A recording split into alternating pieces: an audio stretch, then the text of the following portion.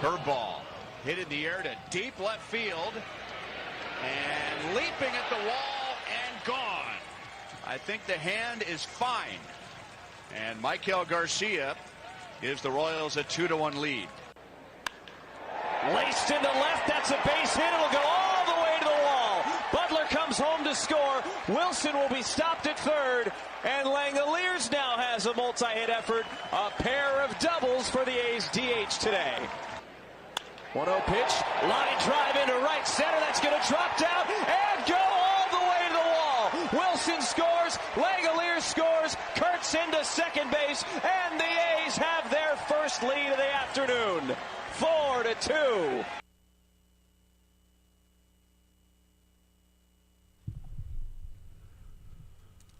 All right, a Friday edition of The Zone right here on Sports Radio 810 WHB. Jason Anderson with you, Sterling Holmes, Michael Darcy heading up until 2 o'clock. We will talk with Matt Derrick coming up an hour from now. We'll hear from the Chiefs rookies with their press conferences today around noon. Their first official practice as members of the Kansas City Chiefs starts at about 1:45 or so this afternoon. So the rookies that have been drafted, the undrafted free agents, and those that have been given a rookie minicamp invite, all out there today with the coaching staff. So we will we'll hear from what different reporters see out there on the field from the rookies, and we will hear from the rookies and the draft picks themselves coming up at noon. Matt Derrick will be out there at the Arrowhead practice facilities, and we'll talk with him coming up at 11 o'clock and get his thoughts on the overall draft. We talked with him last Friday about Mansour Delane, about Peter Woods, the trade up, the value, what the Chiefs were trying to accomplish, what maybe they would be looking to accomplish on that Friday night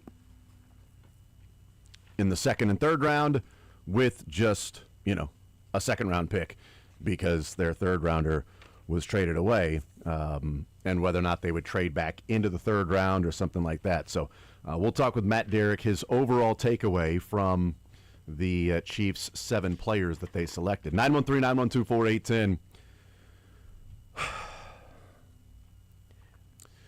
Let's start with Todd's Nuggets. Let's go back to the fact or fiction, shall we?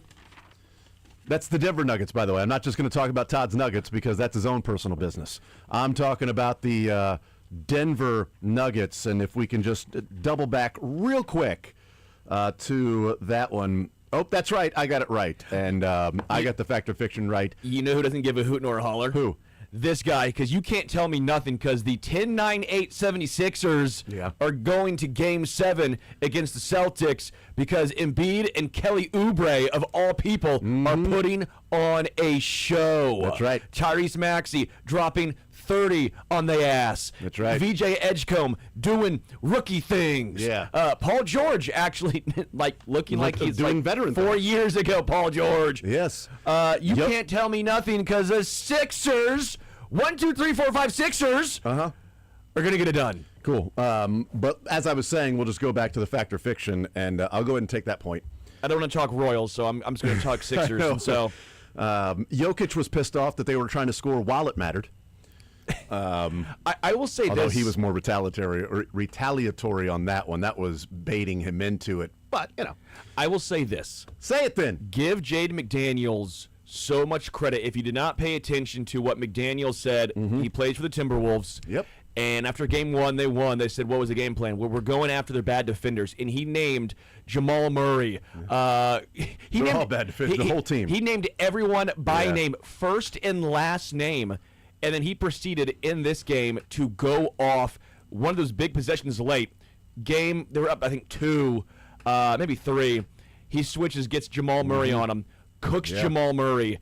I give him so much credit for backing up the smack talk, which, by the way, doing it without not only Dante DiVincenzo, but Anthony Edwards, your star. Yeah. And you beat the Nuggets in 6 games? Dude.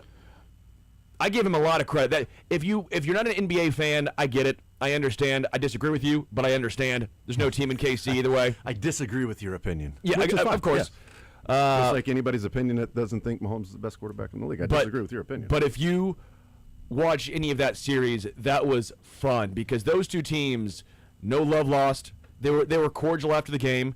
Nikola Jokic was more mad, I think, at his teammates and his head coach after he said if we were in Serbia, we'd all be getting fired. When asked about what changes need to be made, that's always a good look. Yeah. Christian Brown is buns. Let's fire another coach. And that 5-year, $125 million contract kicks in next year. Maybe should have kept Michael Porter Jr. Who knows? Who knows? I don't know why you would choose Porter Jr. over Christian Brown. Not sure. All right, let's, unfortunately. The Knicks. Yeah, that's right. Let's talk Knicks. 70-22. The historical run. I think they went on, what, a 42-1 run or something like that? No, it was like 67-12. To like 12. Yeah. It was. They were down 9-5, and they were like, okay, let's end 70-22. Let's stop. Let's just put this thing to rest. Okay, let's put it to bed. All right, that thing was over at the end of the first quarter, definitely over at halftime, and then it's like, okay, so you got to actually go and play the last few minutes. What do you say at halftime if you're the coach? 1, 2, 3, Cancun. No, they didn't even go to Cancun. They go to Galveston. Yes. That dirty-ass water. That's probably what they did. Magic City. You guys want to head there right now? They got some good lemon pepper wings. Let's go check that out. Boys, if we get done quick enough, we can still make the special. we can get happy hour. Happy hour goes till midnight there. So, yeah, interesting night in the NBA. Didn't have any Royals to watch. They decided to lose earlier in the day, which was perfectly fine. The 11-game stretch that we talked about yesterday to start off with now these next 10 games, 3 in Seattle and then 7 at home against the Guardians and the Tigers, they go 0-1. So 10 games left. We talked about it'd be nice to see them go 6-5 in this stretch. For that to happen, now they need to go 6-4 over the next 10 games. That's going to be difficult. And it's not like they're playing on Monday when they return home against a Guardians and Tigers team that are playing like the Dodgers. They're not. I mean, the Royals are awful this year, and they're 3.5 games back. Like, again, they continue to survive this terrible stretch.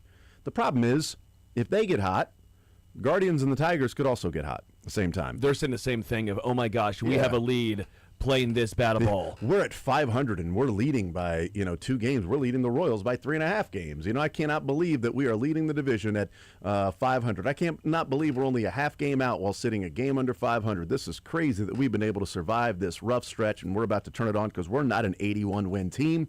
We're going to go and win 90, probably what the Tigers are thinking. So the Royals have survived this, but they can't survive much longer. To ask other teams to continue to lose the way that you are losing is asking a lot. And I don't know where the fix comes from with scoring runs on the road. This game was more about the offense because that's been the theme on the road. They are the worst offensive team on the road this year, averaging 2.5 runs per game. Not great, Bob. And they, outside of a 3-run home run in extra innings by Bobby, the offense lived up to what has been pedestrian, anemic, awful on the road this year. And that is a hitter's ballpark against a couple of guys that had inflated ERAs. But as we've joked about, well, wait till they see the Royals. They'll drop that ERA once they see the Royals. And I'm tired of the gallows humor. I'll be honest with you. I'm annoyed by it, and I'm tired of it. Early on, it was kind of funny. Sure. You're mad, but it's like, oh, if you don't laugh, you'll cry. And now I'm just annoyed by it and tired of it. I'm tired of the joking around about how bad the offense is. I don't know what the fix is, but it's getting old fast. It's getting late early for this team. And they cannot piece it together on the road. They cannot pass the baton, keep the line moving, and they haven't been good enough on the road to mash their way to runs. Well, dude, you're batting Nick Lofton 5th. Lane Thomas batting third. I get it against a lefty. I like Lane Thomas as a At least he's somebody that's getting on base. that's my point. He's batting third. You had no power in your lineup in a hitter's ballpark. Hey, I don't know. Here's a thought process. You have a power hitter on the bench. Their starter, lefty, went 3 innings. I know he had to leave early, but the point still remains. What did Cags do against a guy later in the inning, or in the game when he got a pinch hit opportunity? Slapped it the other way. You're telling me he can't try and do that against a left-handed pitcher? Or you tell me that all of a sudden he sees a lefty and goes, I have no idea what to do? Yeah. I know the numbers haven't been good, but the numbers haven't been good with the guys you're playing instead of him. Yeah, I don't know what you do. Do you then say, all right, our offense is struggling, so we don't care. We're going to play Cags against lefties no matter what? Yes. Or yes. Or is it showing panic, and then you do that, and Cags gets in his own head, and now you take a little bit away from what has been an exciting, or at least a good start to the season for a bat that you felt was pretty crucial. If they don't panic now, when is that going to come? We all just have to keep our composure. The ship just is keep our sinking. composure. It's Animal House. All is well. Know what it is? Right now, the ship is sinking, and Q and JJ are on the Titanic playing the violin and just playing the band. Nope, we're going to keep playing while everybody is getting on the boats and getting off. Just keep playing. Just keep playing the violin. We're all good. The captain is sitting there in the ship, and he's going to go down with it. Yeah, it feels a little bit like the band that's playing the music while everybody's trying to get on those boats to get off the Titanic and get the hell out. But it's been the same thing on the road continually. And yes, the offense is the issue. But we do have to talk about Noah Cameron. Starting pitching's come back down to earth. And I think there's some real concerns, and should be some real concerns about Noah Cameron. Last 4 starts, 21 innings, almost 40 base runners. 17 earned runs in 21 innings in his last 4 games. He's walked 9 guys in 21 innings. His worst 4-game stretch last year was 13 earned runs. And in that stretch, he also had a game in which he went 6 innings and gave up 0. So it was a rough 4-game stretch. It was 6 earned runs, 0, 5, and 2 in that 4-game stretch to give up 13. But he had a couple of games when he gave up 0 and 2. A couple of rough games. But Noah Cameron's last 4 have been 5, 5, 3, 4. He's walking too many guys. Yesterday it was 1-0, 2-0, strike 1, 3-1, hit or walk. Next batter, 1-0, 2-0, strike, 3-1, walk, hit. I think there's some concerns about Noah Cameron because he is not a guy that the stuff will blow you away. He has to be a command control. He's got to be a guy that can locate his pitches, work with deception. And if he's walking, 9 guys in 21 innings, it's not going to be good enough for him because he's also working deep into counts when he's doing that. His slider this year has been horrendous. His slider last year was exceptional. That's also based on what was done against it. But now look at the movement.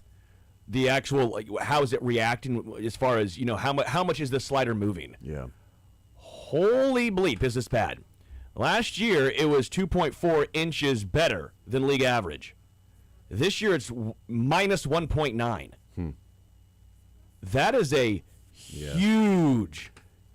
Last year, it was 39.5 inches of vertical drop on that slider. So that thing is getting a lot of movement. Yeah. This year, it's 34.9. That's 5 inches less. I mean, that is a if that's not alarm bells, as far as, hey, why is he struggling? His fastball's not great. It's fine, but it's not going to blow you away. As we're mentioning, it's averaging 92 miles an hour. Okay?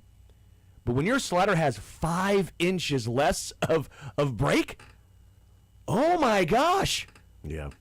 And we talked about this, that the starting staff was so good, and they were keeping the team afloat while they went and worked through their offensive issues, but you can't count on that, and you hope the offense gets rolling if the pitching staff goes through a rough stretch. And it's not necessarily a rough stretch of the pitching staff overall, But it's been a rough number of starts in a row for Noah Cameron, and we have seen Michael Wacha have a rough outing. Finally, Cole Reagans went to the mound, and the Royals won a game in which he, started in that one. We've seen Seth Lugo have some up and down games as well. Chris Bubich has fought his command a few times early on in the season. You can't keep relying on the starting pitching every single night and hope you can scratch across 3 runs. Like, that is not sustainable. And I don't know what the answers are. I wish I had the answers of just do this, this, and this. Because there isn't some magic ingredient down in AAA ready to come up and make a difference, like has been the last couple of years. Again, I'm not trying to be hyperbolic. I'm not trying to say I do think it's – I know that some people will say Cags has been bad versus lefties, so you're trying to save him. I understand you and I differ a little bit here. But I still think the point remains when teams – even though it's a lefty – they face, let's say, Nick Lofton. I'm not trying to take a shot at Lofton because he's actually been pretty solid this year. But Lofton or Massey or Cags, who do you think teams are going to try and pitch around more? Cags, because he has the power potential. They're not scared when they see, and now Elias Diaz has also been pretty solid to start the year. He had a home run. He had a home run. He also ripped one right at the shortstop that Jacob Wilson looked like it almost killed him. Jacob Wilson looked more surprised than anyone. Well, he was examining whether or not he should drop it. I mean, that ball was torched. So Elias Diaz has not also been really the issue. But who are you more scared of if you're facing Diaz or Cags? It's just even the thought process. Even if he's going through a slump, teams are going to say, I don't know, we should maybe try and pitch around Cags. And just the power potential helps the lineup. Yeah. You're batting, again, Lane Thomas, third. Actually, I don't mind him if he was leading off because, again, he's getting on base at a 378 clip. Yeah, and that's with his rough start to the season. But what he does is on base over 400 since he, sort of turned things around. What he does is he takes walks. And he also takes bad routes to baseballs. And he takes bad. But yes, had another one of those fun ones. Let me run over and then gets by me and now run straight back to the wall yesterday. I thought that was nice. He got that one out of the way early. I don't understand. You'll play Carter Jensen versus lefties, who struggled maybe even more than Cags versus I just don't get the thought process. And I'm sorry, I'm not a Q hater. I think some people are too mad because, again, you look at the lineup. It's not a great lineup, but it's also not a great roster construction from what we've seen. Yeah, I mean, if we're talking about the big difference, and Q's an idiot because he doesn't play Cags against lefties enough. That's not 3 runs in this game to win. You're not winning this game by doing that. Right. But he's not sitting Fernando Tatis. He's not sitting Juan Soto against lefties. Like, he's not doing that. It was nice to see Vinny, at least after the back, come in, and he ripped that ball. He ripped one foul that was almost gone, and then he came in and ripped one. It was an out, obviously, but it was nice to see the swing speed. It didn't look labored. Yep. Let's take a timeout. We'll come back. We'll continue rolling. We may get back into the Royals at some point today. They've got a big 3-game stretch, a big 4-game stretch, and then a big 3-game stretch. So equals 10 games remaining in this big time in the season, because it's no longer April. We can stop talking about it being April and it's early in the season. We can stop with that conversation because that's over. That conversation is done. We're May 1st now. We'll take a timeout. We'll come back. The Chiefs released a video on YouTube, and I think it came out the last couple of days, but I saw it last night. And in the video, it's the first 24 hours of Mansour Delane being a Chief. And it goes from when the Chiefs traded up to then the next day, which was last Friday, being at a practice facility, meeting the coaches, seeing his jersey. By the way, they had his number 5 ready to go for him last Friday, so they didn't just announce that. They announced the numbers like yesterday, but like he's been number 5 for, since the day he showed up there, and Peter Woods was 99. Like, they had the jerseys ready for him. His locker mate next to him is Jaden Hicks. But he did something in that video that gave me more confidence that this guy's going to be a star. It seems small, but what he was doing immediately made me think of Patrick Mahomes. Ooh. Now, I don't think he's going to be Patrick Mahomes because they play different positions. That would be surprising, yeah. So if he was Patrick Mahomes, I think that would be really crazy. But that's not the case. But he did something that immediately made me think of what Patrick Mahomes did early in his career. I want to talk about that on the other side of the break. More Zone next.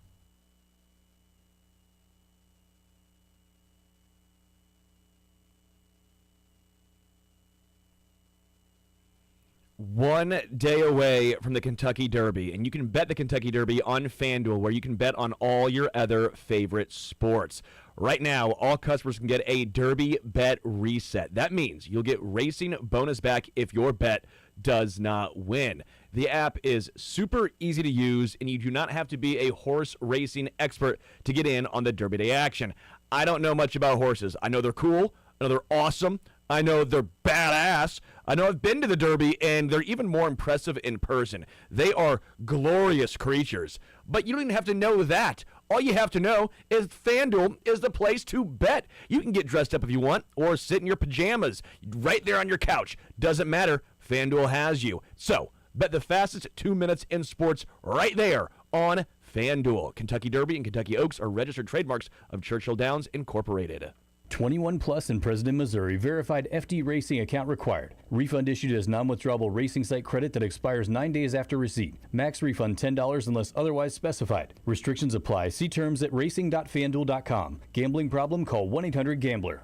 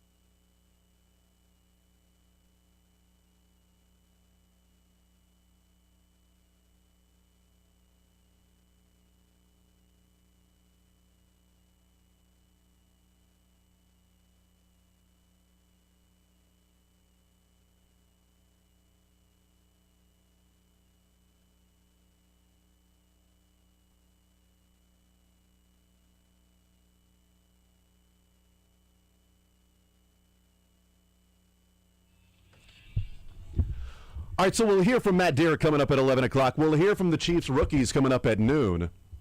You know, watching this video that the Chiefs put out, and it was about Mansour Delane in the first 24 hours with him. Peter Woods was also in the video because both first-rounders were there in Kansas City on Friday, meeting the coaching staff in person, meeting the GM named Brett Veach, Mark Donovan, Clark Hunt.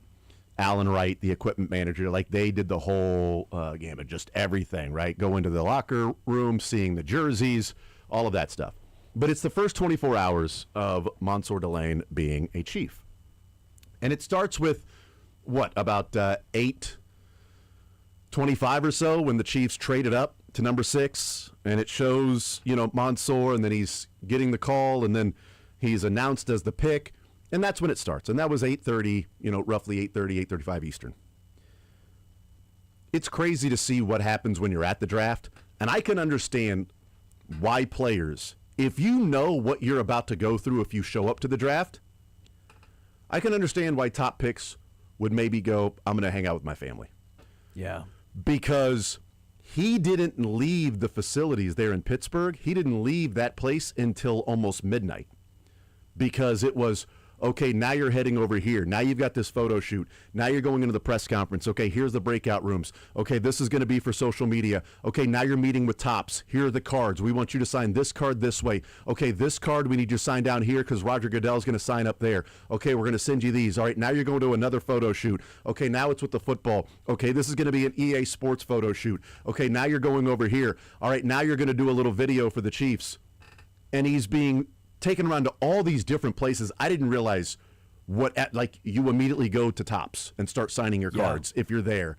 He leaves at almost midnight from him being there all day, goes to the athletes first, after party with, representation and everything, and everybody's there wearing Chiefs hats. So that was kind of cool. And people going Chiefs while he's there. That's cool. If he was a Viking, they'd be going Skull. Or in my heart, they were already Chiefs fans. But he goes there. I have no idea when he leaves. But then he's got to get on a plane the next day, right? He gets on a plane Friday morning. Private plane from Pittsburgh to Kansas City to go and meet everybody. 2 things stood out to me. I have no idea what time he went to sleep that night, but I'm guessing it probably wasn't 1 or 2 in the morning. He got to the party at midnight, and he's hanging out with everybody. Okay, they're probably celebrating for a while. He's up and on that plane at 8 o'clock in the morning at the airport in a full suit. That's just one part of it. Okay, that sort of stood out to me. It's impressive. So he gets to Kansas City. This is nothing against Peter Woods or Mansour. Peter Woods might be a freaking stud. But he gets there, gets off the private plane. Peter Woods is there in a T-shirt and sweats. I would be in a robe. I would not. That's the thing. I wouldn't have made it. I'd still be at the party. But that's the thing. He's fully suited out. He's got his work bag with him, Louis Vuitton bag, looking like he's going on a road trip, right? Yeah. You see the Chiefs players get off the plane. Mahomes, other guys. Kelsey's doing the fashion thing. But Mahomes gets off in the suit, has his, carry-on bag or whatever, personal bag. But here's what stood out to me and it was focused on Mansour Delane. So Peter Woods was in the background. I don't know if Peter was doing the same thing. He could have been doing the exact same thing. But one of the things that has always stood out to me about Patrick Mahomes is, and I've seen this in Tahoe, and anytime you get up close and personal. Maybe you know this, Sterling, because you've been around him a couple of times. Do you know what Patrick Mahomes does when he's meeting somebody for the first time? Patrick Mahomes, one of the most famous people on earth. You know what he does? Hey, nice to meet you, Patrick Mahomes. He does. Mansour Delane did that with everybody. Oh, Brett Veach, Mansour Delane. Alan Wright, hey, Mansour Delane, nice to meet you. Oh, I'm Mansour Delane, nice to meet you. Everybody knows who you are. Everybody knows who you are. You're in the building. But he's full suit, and he introduces himself to everybody, not assuming I'm a big star, not assuming, well, you know who I am. I'm the first-round draft pick. I'm showing up here. This is all for me. You gave me a private plane. You know how easy it would be for a 21-year-old to walk around and hey, how you doing? Yeah, nice to meet you. I don't know who you are. Don't really care. Nice to meet you. Yeah, nice to meet you. Oh, you're Mark? Yeah, nice to meet you. Everybody. Mark, Mansour Delane, nice to meet you. Oh, Alan, Mansour Delane, nice to meet you. Those are little things to where, to me, it shows a level of maturity, but also a level of seriousness of this is now my career and what my life is going to be, and I'm not going to walk in thinking everything's going to be gifted to me. That's such a good call because Patrick is like that. Brittany Mahomes is like that as well, by the way. I still remember that. And when I said my name was Sterling, they both go, "Oh, no way. We have a kid named Sterling." As if the city didn't know that. Right, yeah. And absolutely. so, but again, I think that's just a small microcosm of they're not just acting like, well, of course, because I'm this, that, and I'm the MVP. Yeah, no, you it's know who I am. It's like, oh, hi, Patrick. Nice to meet you. It's funny that you mentioned that because backstage in Pittsburgh, I kind of saw him get ushered around to the different locations. That was nuts to see that, dude. It was just, we need you to sign this. We need you to be here. We need you to be here. And you have to do breakout interviews with all of these different people. And I got a chance to kind of talk to him a little bit when he was in the median stage, but before doing the breakout stuff. The guy seems very down to earth, got a good head on his shoulders, somebody that was very grateful for the experience of being drafted. And, you mentioned the suit. He looked like a very well put together and, I guess, insightful person. Yeah. And again, I don't know if Peter Woods was doing the same thing because Peter Woods was sort of the backdrop.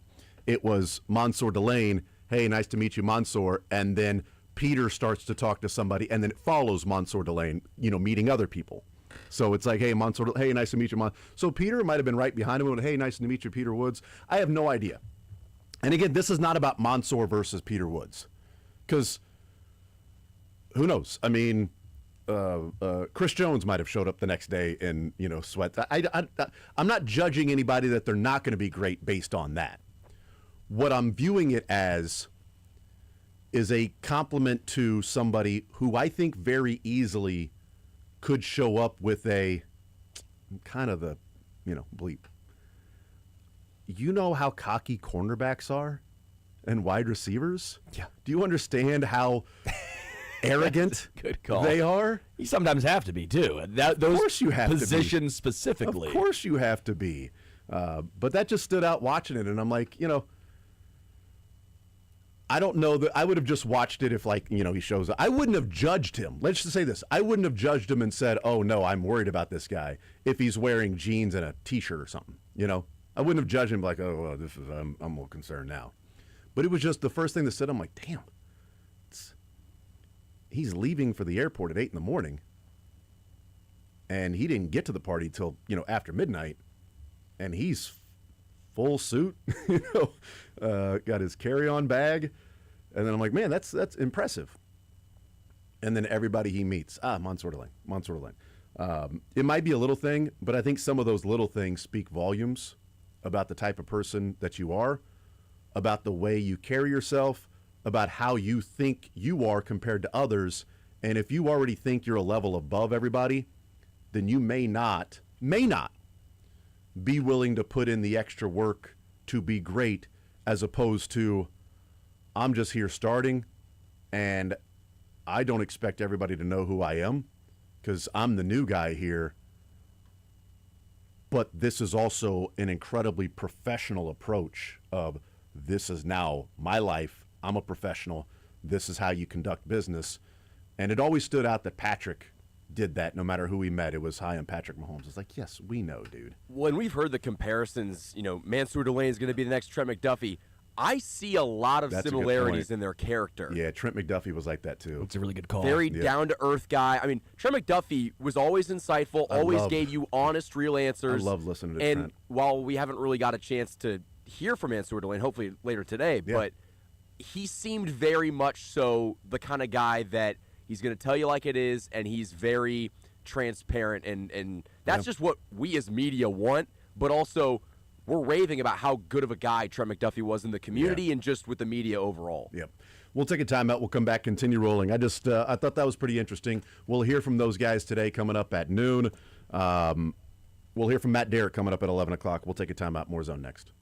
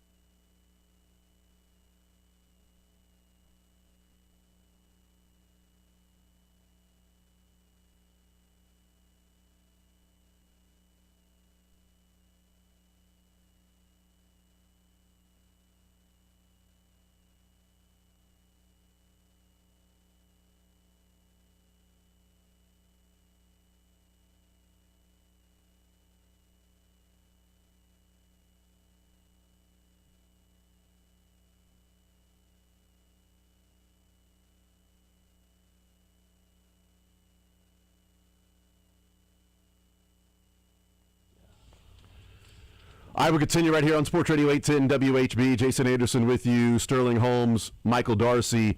We head up until 2 o'clock. We will talk with one Matthew Derrick. Text says, Eric Stratton, damn glad to meet you.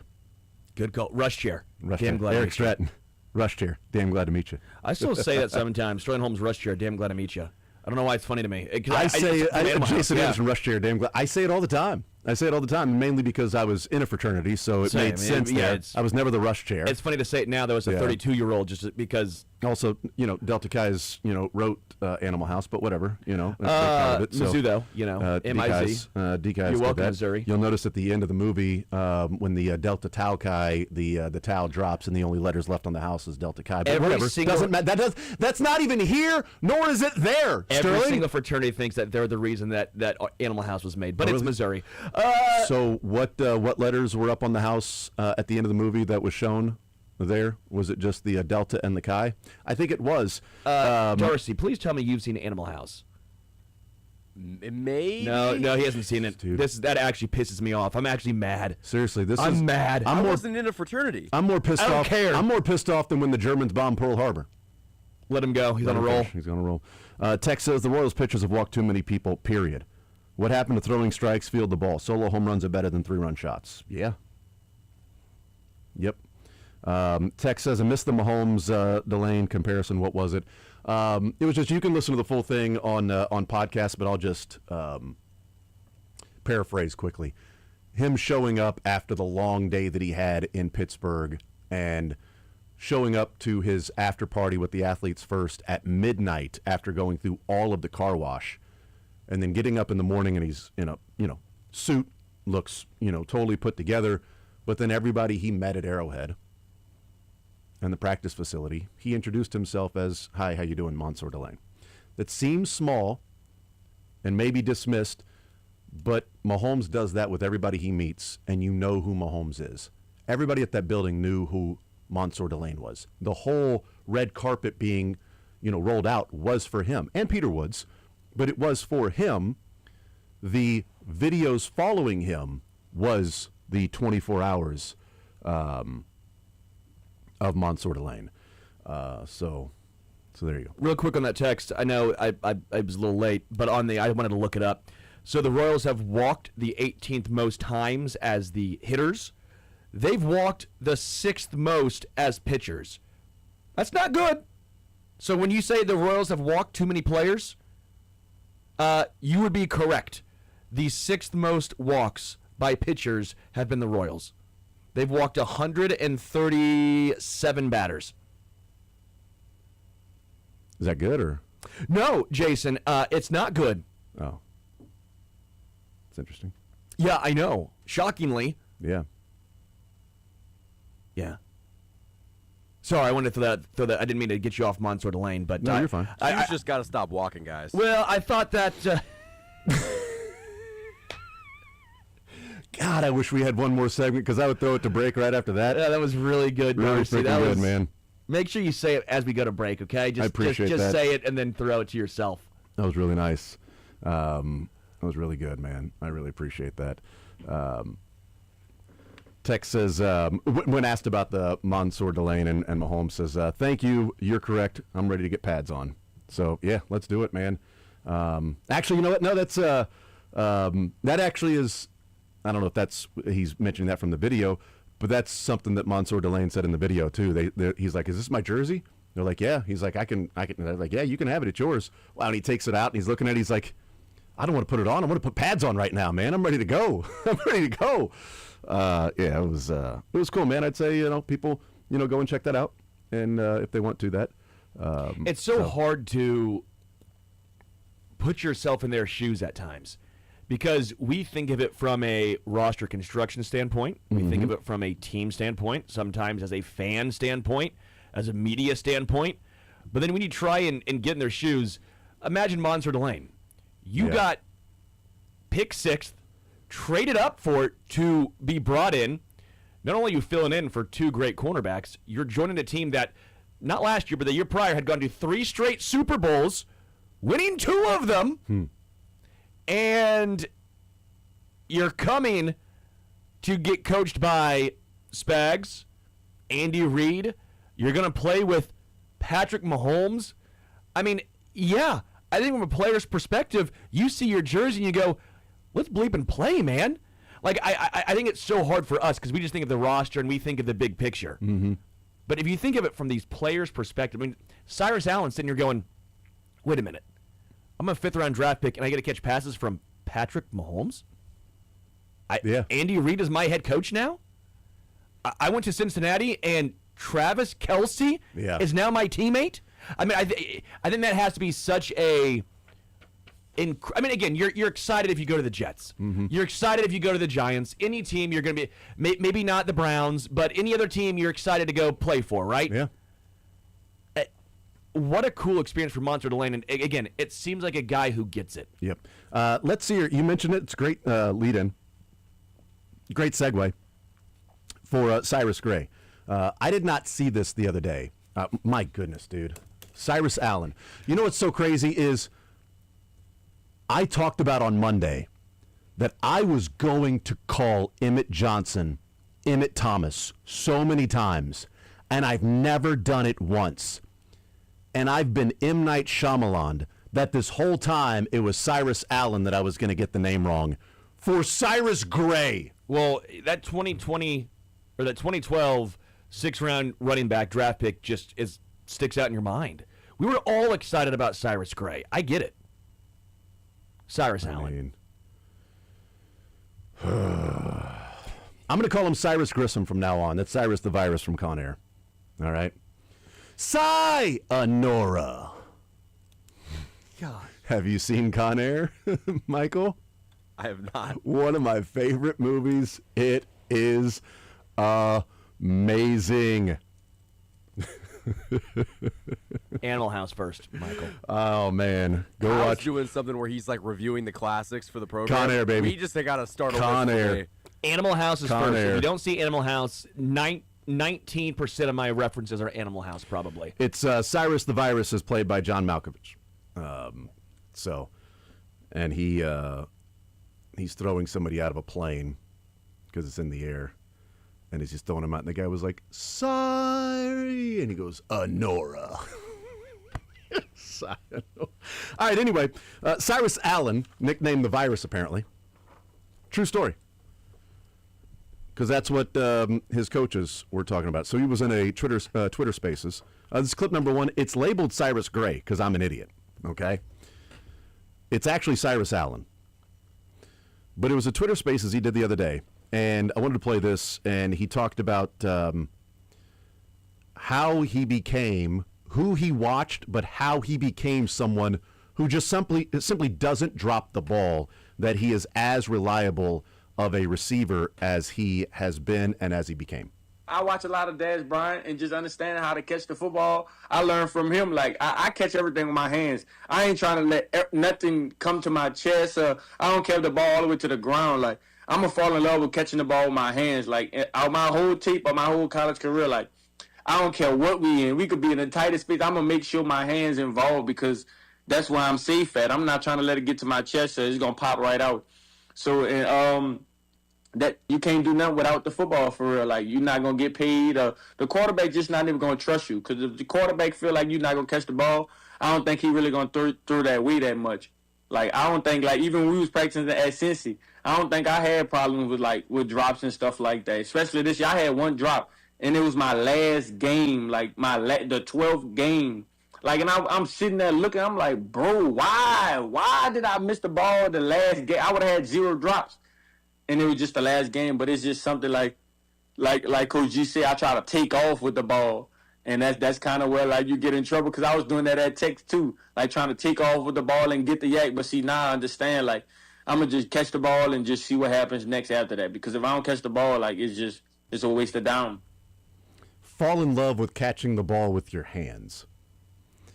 And I don't care what we're doing. It could be down on the ground. I'm going to catch it with my hands. And I did it when I was at Tech, Louisiana Tech, and then A&M.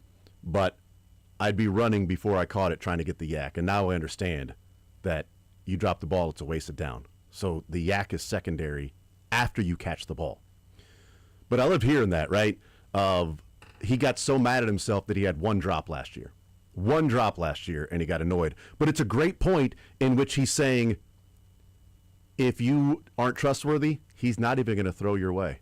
He's not even going to look your way. He's not going to throw over there if he doesn't think you're going to catch the ball. To the point that Kadarius Toney was a healthy scratch. Yeah. After Mahomes said, I'm not throwing him the ball anymore. Because he dropped the ball and it was intercepted by the Patriots. Went right through his hands. And you saw the video of Mahomes go to the sideline and go, I just told him. He wasn't active the rest of the season after that game. Because I'm guessing Mahomes is like, he can be active. I'm never throwing him the ball. He will not get the ball thrown his way.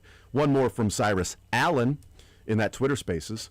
And there's a follow-up here, and I apologize because I don't know the man's real name. But DMAC Wake, that does a really cool podcast locally. We follow each other on Twitter. This is what Twitter is like you know each other from that realm. He is one of the hosts on the Kingdom Cast. But he asked the follow-up here. But the question he asked first was, how excited are you to get to Kansas City to work with Travis Kelce, a fellow Bearcat, to learn about the nuances of the game, how he became Mahomes' reliable receiver and trusted guy on the field? That's fire right there. That's cool because I'm still a kid at heart, so I'm still just learning like about the NFL because like I'm still just learning in general. Like this still crazy because I always watched the NFL and now I'm playing with the best team, and from watching the playing with it's gonna be crazy because I'm gonna be more mesmerized than anything. So I'm gonna have to lock in. So that's just gonna be crazy for me. As somebody that does pride himself on getting separation, what is the favorite part or the best part that you feel like you do as far as release off the line of scrimmage, stem to, gain that leverage or right at the break point? Which part of the route do you feel like you take the most pride in? My release. I feel like if you can't get off the line, I don't think you can play in the NFL. And that's kind of one thing I take pride on, my release. Like I got a couple of releases, but it's kind of like I just do my own little flavor with them for real. Because there's only so many releases that you could do. Like I don't waste a lot of time on kind of doing crazy releases. It's more like I got one step, 1, 2, split. Like that's kind of, I just mix it with different counters and stuff like that based on like the way the guy playing me. I like everything I'm hearing from him. You know, if you can't get off the line, you can't play in the NFL. So what I take pride in is all of my different releases and how I can get off the line of scrimmage. And I don't make it too complicated. I just base it off of what the guy's trying to do on me. So it's cool. Like you've got some ways that you can set it up, but it almost feels like I've got so many releases, I can play reactionary to how you are playing me as opposed to, well, this is how I release and this guy happened to play it that way. Well, now I'm sports or leisured. I'm SOL. I like the fact that he's not going to try and do too much. Catch the ball first. Yak's great, but you got to catch the ball first. Yeah, I have different releases, but what it comes down to is you got to get off the line quick. That's what's most important. You can do all these things later on in your route, but if you can't get to that point, then it doesn't matter. I like that he's focusing on the little things, the stuff that actually matters, not the fluff. Yeah. We'll take a timeout. We'll come back. We will get to all of the stuff that matters with Matt Derrick. All right? The meat and potatoes of the draft. We talk with him next.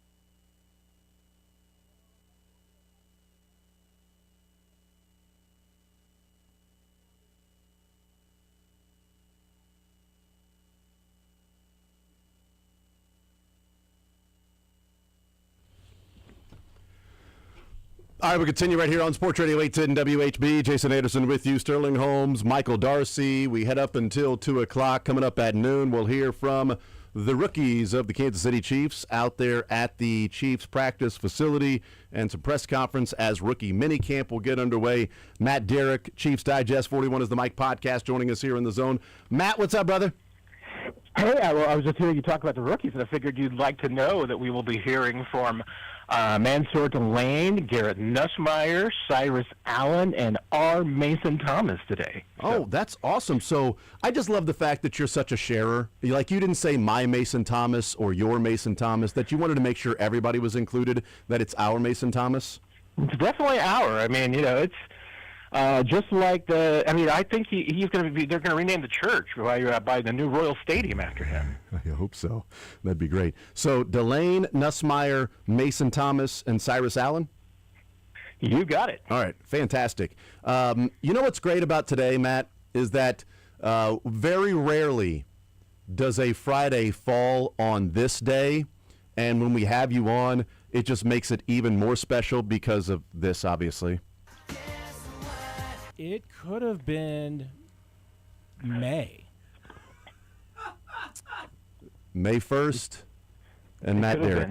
And Matt Derrick. All-timer. Yep. So we all are better for it, you know? Yeah, that's really impressive considering that, my catalog of knowledge of that particular artist is limited. Extensive? So the fact that I was right? able to whip that out was pretty impressive, I think. Matt Derrick is our guest. Chiefs Digest 41 is the Mike podcast. All right, let's talk about, last Friday, Matt, before it was May, we talked about the Mansour Delane and the Peter Woods draft picks and what we thought about that and what we wanted to see accomplished at pick 40. We knew that they did not have a third rounder. So let's discuss it from a bigger picture view now. I know that you and Nick Jacobs, if you guys want to go and check that out with Matt and Nick's opinion on the overall draft for the Kansas City Chiefs. But I'm curious, the draft haul for the Kansas City Chiefs, we've had, 6 days to kind of marinate on it and hear from Bradway and the scouts and Ryan Nutt and obviously Brett Veach, and we'll hear from those guys today. What do you take away? What's your overall view of these 7 selections?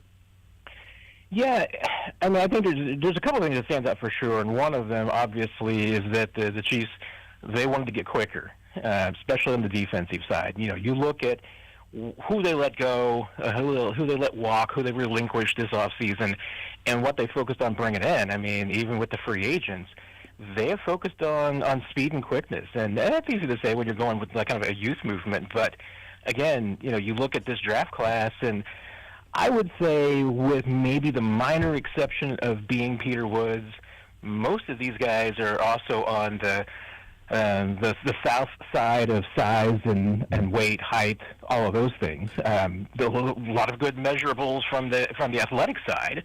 But even like Mansour Delane, and I've had some people say, hey, why are you so hard on Mansour Delane for his height?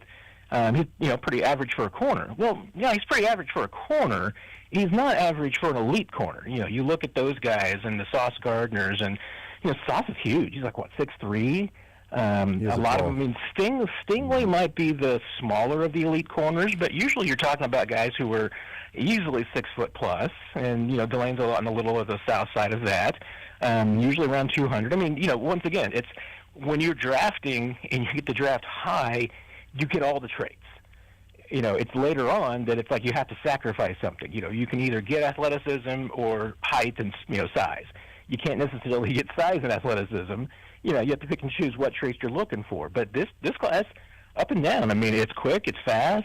Like I said, you're sacrificing a little bit of size, but that's what they wanted to do. They wanted to get better in specific areas. Defensively, one area for sure they wanted to get better in. They were terrible in third downs last year. And a big part of that was just, not being able to consistently get pressure on the quarterback. So how do you do that? Well, now they got some guys that can absolutely just steam at you off the edge, inside, you name it. And that's how they feel like they're going to address one of their biggest weaknesses. Visiting with Matt Derrick. So the the inability to get off the field on those 3rd and longs without being able to win some one-on-one matchups and then being a little more predictable that you have to bring a blitz. And if you don't, you're not going to get there. I want to get into that in just a second. But you talked about, some of the guys being on the south side of some of the measurables. These aren't the typical tendencies that the Chiefs would go with in selecting players. Is there anything to take away or glean from that the Chiefs have not necessarily stayed as sort of prisoners to their own? These are the minimal, standards and measurements that we draft, that they deviated from that with a number of different picks. It wasn't like one outlier there. It was a few of them. Is there anything to take away or glean from that, and that there are multiple selections that fit that mold or don't fit the mold? Yeah, I think it'll bear out. I feel like that, a lot of people are comparing this class to 2022. And I get that, especially with the, 2 first-round picks, going, corner and defensive line. I mean, there's a lot of similarities here. The downside risk of this draft to me is that it's not similar to 2022, but that it's similar to 2018 when the Chiefs kind of went for the same thing. I mean, that draft they were that's not great. Less focused on size. Actually, that draft they were more focused, I felt like, on maybe character. That was the draft that it was like everybody was a team captain and all of those things. It also happened that a bunch of them were either tweeners or hybrids. Tweeners are guys that are undersized that don't work out, and hybrids are undersized guys who are stars. Depends on how it unfolds. I love that. Like when you're poor, you're crazy, but when you're rich, you're eccentric. Exactly. You nailed it. And hey, performance on the field to me is what's going to make the difference between whether this is closer to 2018 or 2022. If these guys are good, you're going to look at this and say, "Yep, hey, Brett Veach knocked out of the park. He's got another 2022 class here." If they don't work out, you're going to say, "Well, hey, that's what you get when you got to go oversized. You get 2018 all over again." Yeah, 2018 would be a disaster for this draft class, because that was Breeland Speaks, Derek Nottie, Dorian O'Daniel, Armani Watts, Tremont Smith, and Khalil McKenzie. That was Brett Veach's first draft. And the one thing about that draft that was really great, Matt, is that, Breeland Speaks, he's never on the ground. Nope, he was never on the ground. Never on the ground. Except for his most famous play in college when he was on the ground. And the time when he was going to sack Tom Brady and then let him go and hit the ground. But he is never on the ground. You know what they did? They drafted a guy that they knew would be a defensive MVP. They just didn't realize it was in the UFL. Hey, exactly. I mean, hey, it came to fruition. So. Yes, that's exactly right. Let's talk about that speed and quickness, because maybe the biggest range of opinions on a specific draft pick has been our Mason Thomas. And it's somebody on Friday that we were predicting at the end of the show who we wanted the Chiefs to go and get with pick 40. And everybody picked Zion Young, but I was going last. I was going to go Zion, but I said I want to be different than just everybody else. And I said I would like to see the Chiefs go away from what has been the typical Steve Spagnuolo picks, because there isn't a stud pass rusher that also fits all of the measurables as a 3-down lineman and great against the run. Zion is more run first. TJ Parker more run first. I love the dog that Zion brings to the table, but I'd like a guy to be a dog that gets to the quarterback. So I mentioned 2 players, Cassius Allen or Mason Thomas, that I would really like to see them draft, because it might give a bigger message that this is a different way of going about it, that it is important to specifically get after the quarterback. It's a wide range, as our Mason Thomas. I'm curious as to what you think of that draft pick at number 40. Is it a pick that you like because, hey, they're saying we got to get after the quarterback? Or is there a healthy level of skepticism that, okay, yeah, they drafted him, but Spag still has to play him? Yeah, I think I may have dropped this last week or the week before. I need Michael to cut this for us so we can just play this every time I bring it up. But once again, it's a line from the great Tom Hanks Meg Ryan movie from Joe versus the Volcano. I know he can do the job, but can he get the job? Yep. I know he can go after the quarterback. Is Steve Spagnuolo going to put him on the field? Because every time that they've had an undersized guy, and especially if the undersized guy struggles, if they make some mistakes, and I'm talking here specifically at the edge because, the Chiefs, they had Joshua Uche that they gave a try too. Felix Anudike-Uzomah fits into that category. But otherwise, in Kansas City, they haven't had a whole lot of, 6'2", 240, 245, 249 edges. I mean, most of their guys have always been bigger and taller, longer, heavier, because that's what, Steve Spagnuolo likes. I mean, he likes guys that can get their hands up and get them into the passing lanes, use their hands to get off of blocks and beat out, tackles. He wants guys that have got some size so that on the edge they can play the run and they can set that edge firmly. And that's one of the only knocks in R. Mason Thomas's scouting report is just that, hey, he's not big enough to handle double teams. He's going to get knocked off if you get two guys on him. You're going to take him out of the play. And that's the price you pay with these smaller guys. And again, he is a prototypical 3-4 linebacker. It's also given the number 3-4. I don't know if that's a coincidence or not. But, good call. But, it's just a matter, hey, are the Chiefs going to be able to get him on the field consistently enough in the right position and that he's going to earn their trust? Because if he doesn't, and this ends up being like a Felix Anudike-Uzomah or a Josh Uche situation where they put him out there, but he's not making the plays they want or he's not in the spots that they want him to be, how quickly are they going to get frustrated with him and move on? I think you're hoping that the reality is that he obviously goes out there and plays well, but I think you're also hoping as a Chiefs fan that, hey, they're willing to give him some rope and let him learn on the job. We'll see what happens, but, my only concern about this was just, this is not a guy that has typically fit in with their defense and worked out. So if he does, it's going to be the first time. And it doesn't mean that he can't be the guy because he's got a really, really special skill set, but he's just different than what they've used in the past. Visiting with Matt Derrick, did it mean anything that when Mike Bradway was asked on Friday about the R. Mason Thomas selection and Spags and Uche, heck, it may have been you that asked, I can't remember, but he said, no, Spags signed off on this. Spags was in favor. Now, I joked around the fact that he said, no, Spags actually, was in favor, was signed off on this. Like, yeah, we were shocked too, folks. But said, no, Spags signed off on this, and then he said Uche was middle of the season, so a little bit different. Is there, any, do you take that at face value that they take this pick because they do have the blessing of Steve Spagnuolo, and he will actually play the man and not telling everybody, I ain't going to play him, you can draft him, I ain't going to play him. But Bradway seemed to be that this was, Spags was fully on board with this.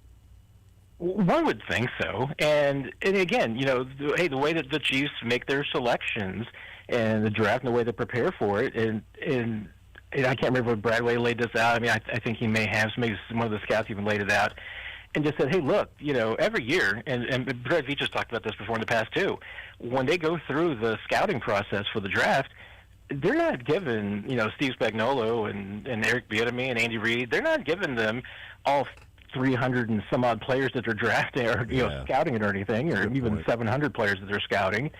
They give him the cream of the crop. Steve Spagnuolo wouldn't know who R. Mason Thomas is had Brett Veach not put the tape in front of him and said, hey, check this guy out and see what you think. And you're not taking the number 40 draft if your defensive coordinator says, no, I can't use that guy. So I have to assume that there's some buy-in. And my question was just going to be, what's the enthusiasm, with the pick and everything. And that was the only thing. And I do think it's unfair, and I'll admit that I'm being unfair. You're just parsing the video and everything of Steve Spagnuolo's call with R. Mason Thomas and everything, because if you're looking at it and thinking to yourself, hey, I just want to see what's Spags' enthusiasm for this pick. hey, maybe it was a long couple of days and everything. It was a late night, but man, he just didn't seem real excited. But that could be just me projecting my observations onto him and my concerns about the pick onto maybe Steve's reaction and the phone call. I think this is an interesting selection because it can go a long way to tell us how connected the front office and the coaching staff is. I mean, Brett Veach in his pre-draft press conference bragged about how connected they are and brought up the fact that, what you had mentioned there, in that he gives them groupings of players to look at, not here's every single defensive end in the draft. No, these are a number of players that we want you to look at that we're thinking about drafting, and so we can get your input and things like that. But he also bragged about, we're so good at secondary because, we've been connected in what, who we draft, the coaches, and their input on that. This will be a pretty decent litmus test of really how strong that connection is, because the only thing we have to go off of so far is Josh Uche. And there was a disconnect on trading for him and then actually playing him. If our Mason Thomas gets out there and plays a lot, or even if he's it's pass rush situation, we know that, and he gets on the field and you play him and just get after the passer, okay, yeah, I'm okay with that early on in his career. They didn't take him number 6 overall. They didn't take him in the first round. It's the 40th pick, early second round. But if all you're getting from our Mason Thomas early on is get in there and go get the quarterback, then I'm good with it. But if he's not playing, and even pass rushing situations, he's on the sideline, and Spagnuolo isn't, putting him in there, then I think there's a real criticism of, okay, Brett, well, how connected is your front office and coaching staff? Because you bragged about that with cornerbacks, but, Uche didn't get off on the field. FAU seemed to be making plays when he was out there, but couldn't play enough and didn't really get on the field. Now our Mason Thomas isn't doing this. The only guy really that you've drafted that's got on the field a lot was Karlaftis, and that's your typical 3-down run stopper. I think this is an interesting selection to kind of either prove the point they are or show that there's a little lip service when it comes to how on the same page they are with players' measurables and what they bring to the table and if they'll play. Yeah, and there's another interesting element to it. Maybe it's more coincidental and amusing than anything else. But the fact that the Chiefs brought in 12 to 14 edge rushers of their 30 visits, like half their 30 visits were on edge rushers, and they didn't take a single one of the ones they brought in. Yeah, they picked the guys they didn't bring in. But again, I mean, I'll give them this, that the fact that they did not bring R. Mason Thomas in is enough to tell you that, hey, they met with him at the Combine, did some Zooms with him. That was enough for them to be sold. They didn't have to have him come in. Yeah. There's not a medical concern that they were like, hey, we got to bring this guy in and make sure he's healthy. None of that. So they were sold with the limited face time that they had with this guy. It's like, okay, no, he's got the personality, the makeup, he's got what he needs to fit in this locker room and be a presence. They like his film. I mean, the fact that he checked all of those boxes tells you that this is a guy that they should like. And like I said, it's just how much length of rope are they going to give him as far as a learning curve? Because in the past, the learning curve or the adapting curve for players like this has been really, really short. I've said this for a few weeks now, and again, I'll continue to annoy the listeners with it. But what I like about the R. Mason Thomas pick, and I'm going to combine it with last year and pick number 76 overall with Ashton Gelati, is can they build a 3-down defensive lineman that can be good enough to stop the run early downs and then be a havoc to tackles when it's obvious passing situations with Gelati and R. Mason Thomas, like Ashton Mason Thomas or R. Mason Gelati.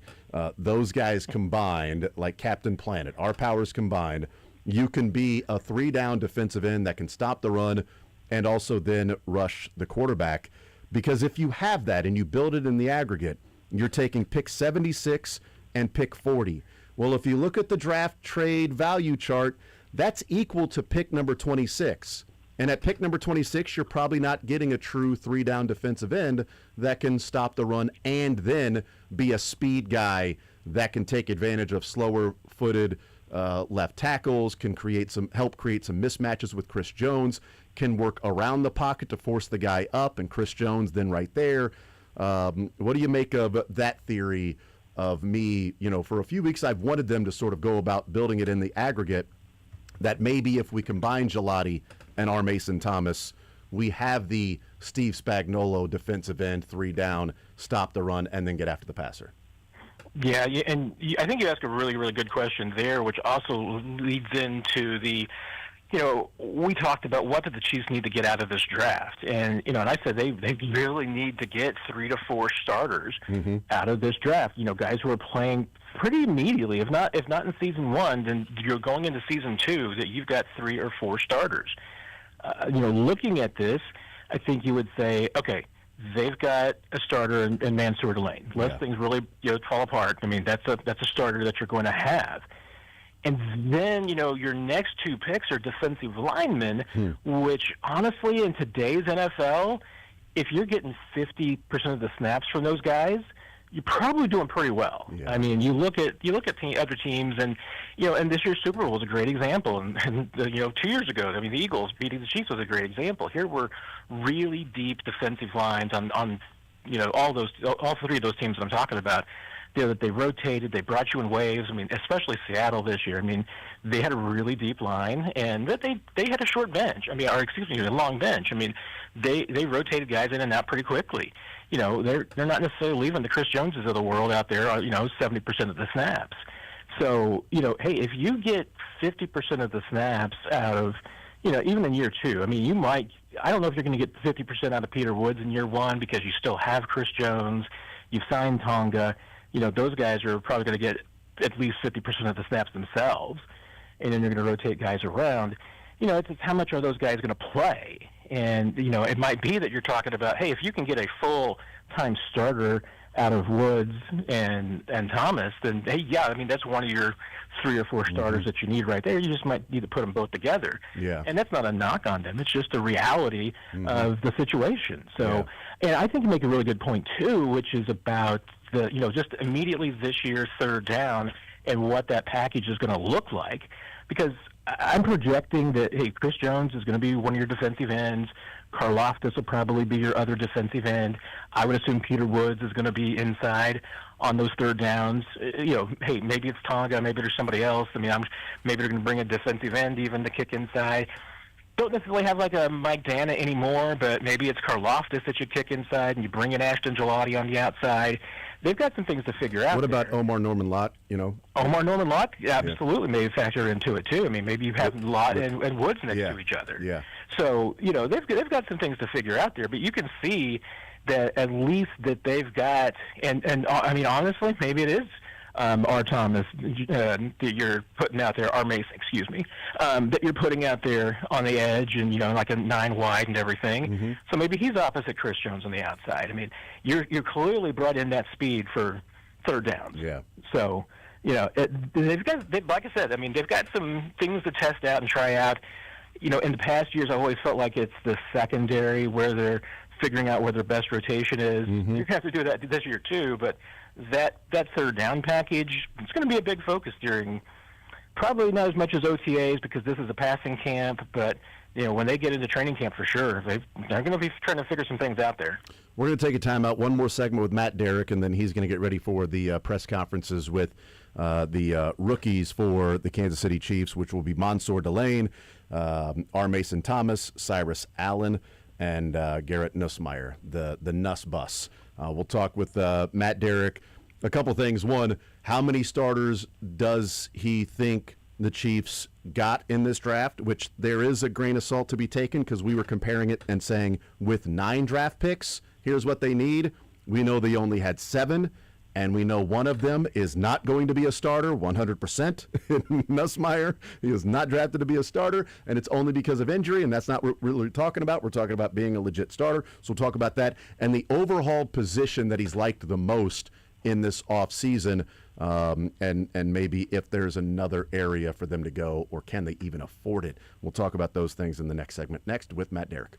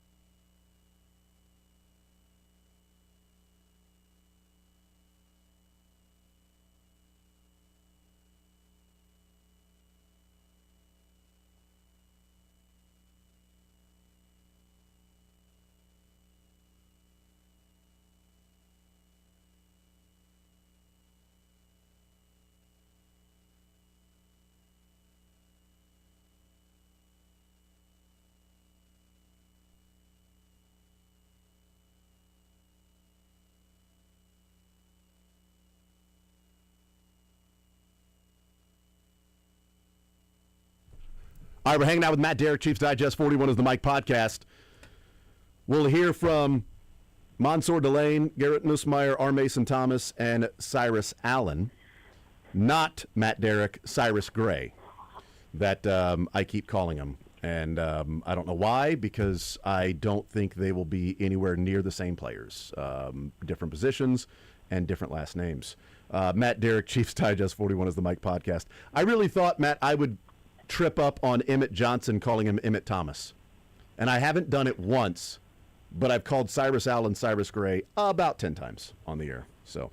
Yeah, I think those slip-ups are probably coming my way, too. And obviously, I cannot keep any of our Mason Thomas's names in the correct order. It was like when Shane was running the show and the Chiefs were in the Juju Smith-Schuster market, and we were hoping they would sign him because he kept saying Juju Schuster-Smith, Juju Smooster-Schmidt, and he couldn't get it right. So we're like, God, they have to sign Juju just for that alone. And they did.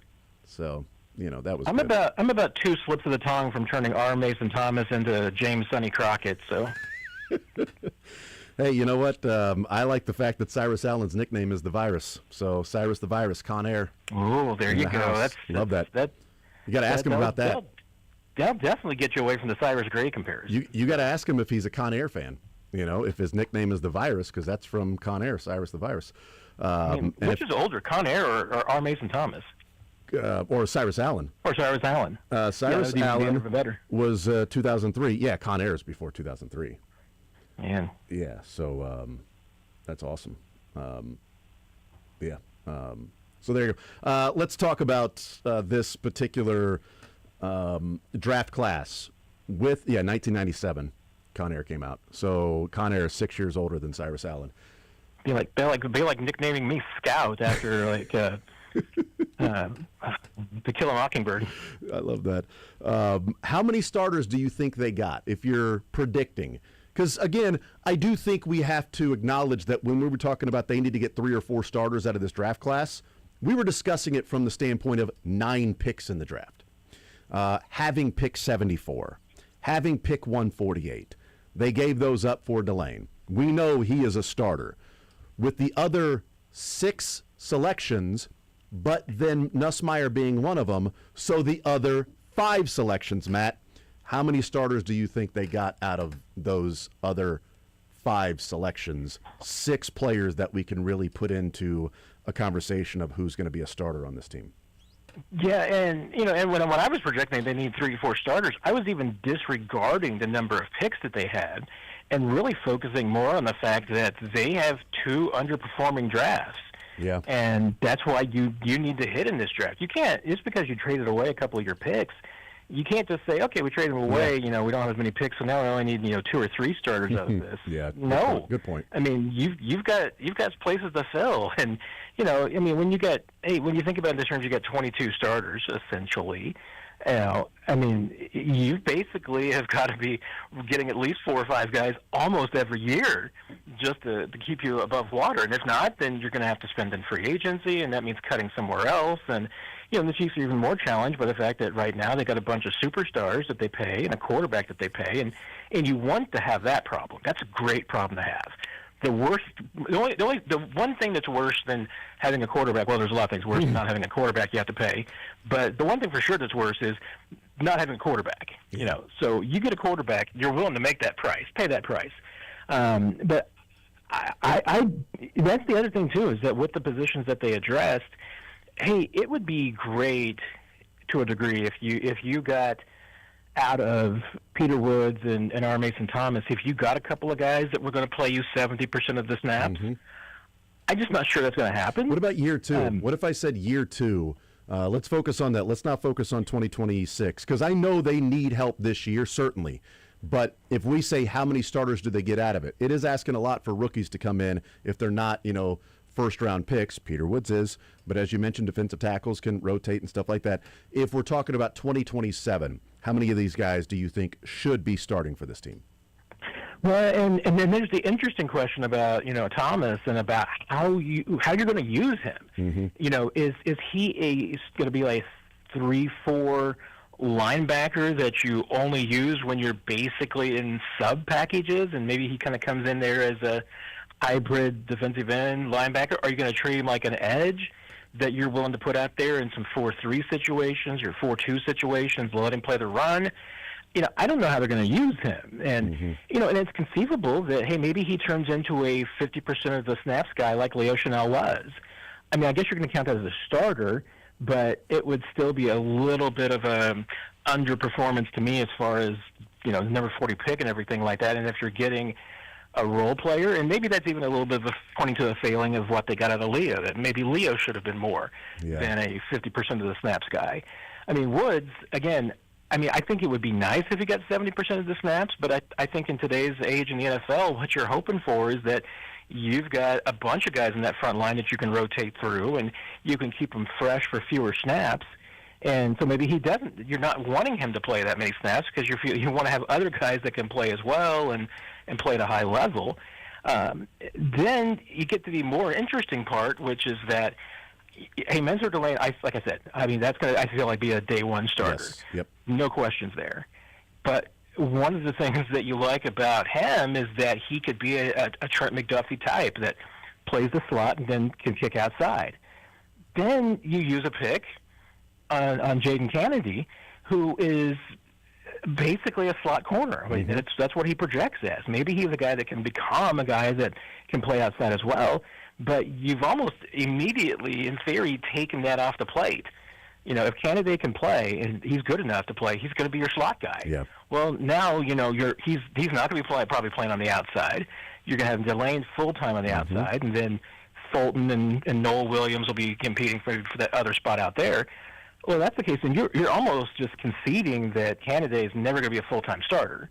He's just going to be a slot guy. And, hey, if that is an upgrade for you, so now that, Chamari Connor can be just a full-time strong safety, play in the box a little bit and not play as much in the corner, that probably upgrades your defense. So that's an addition. But, again, not a full-time starter. And then you get to the rest of the guys. I mean, if Emmett – you got me. I'm going to do it. I'm going to Emmett Johnson.